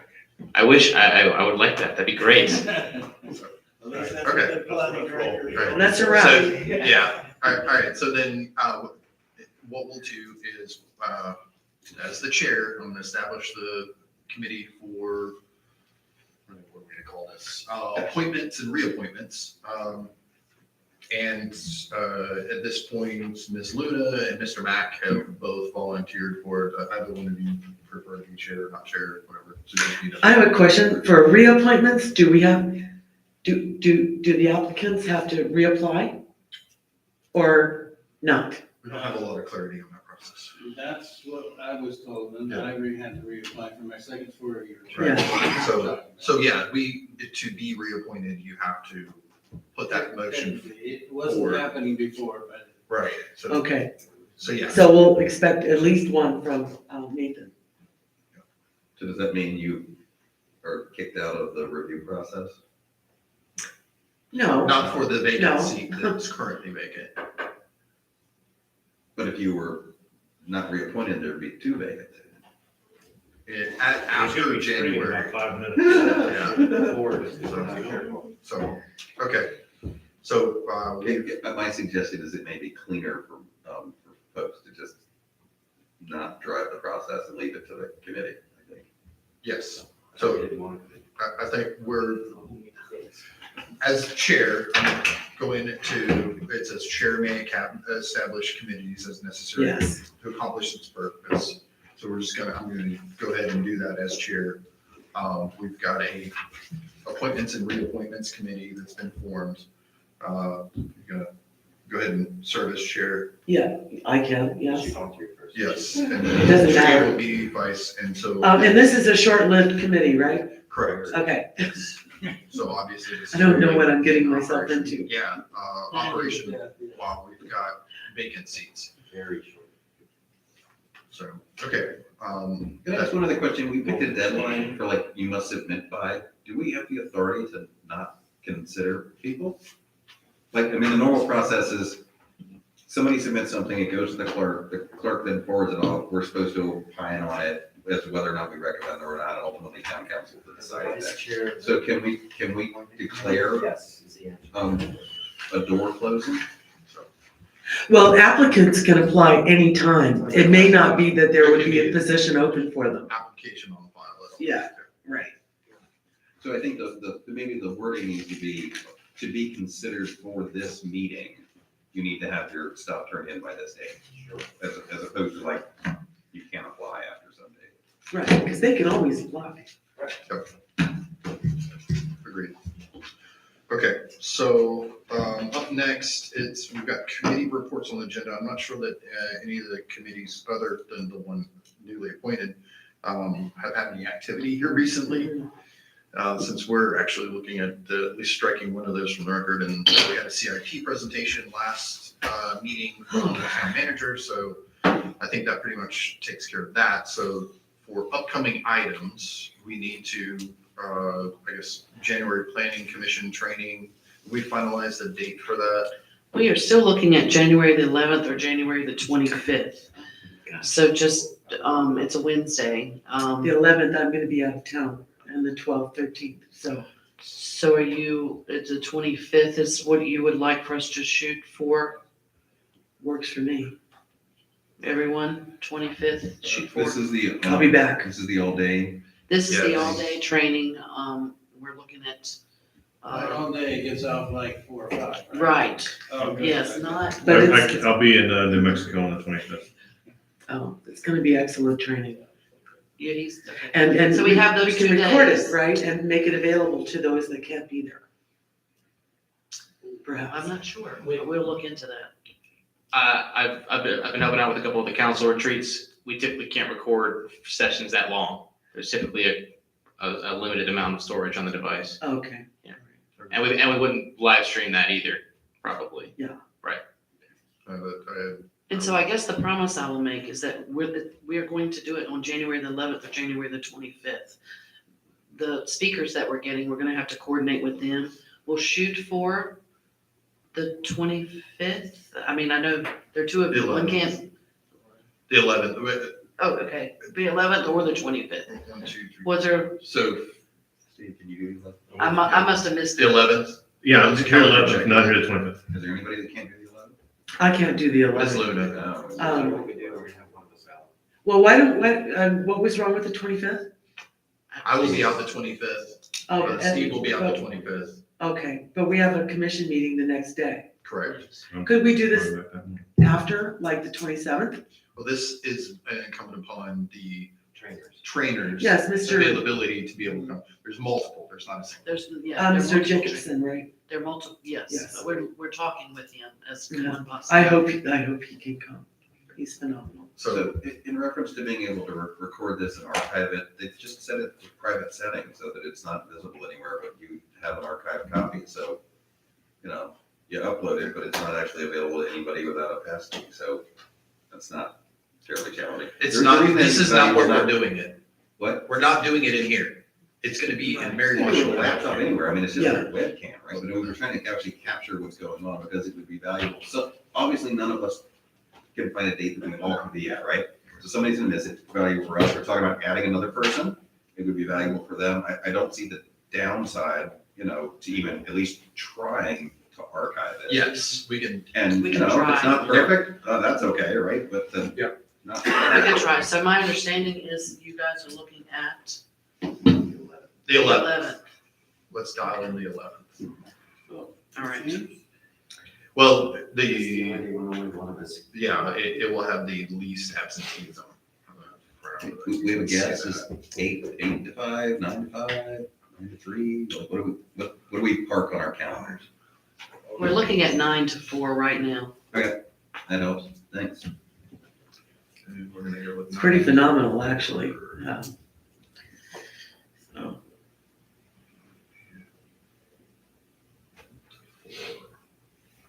And we will definitely work on making sure that the communication goes out once that's confirmed, so that everybody can verify Okay, So with this piece, are we gonna wrap the FOIA training into this too? or yes, is that? that's my understanding. Okay, so that's a piece. What are the other pieces of the puzzle that are in the training?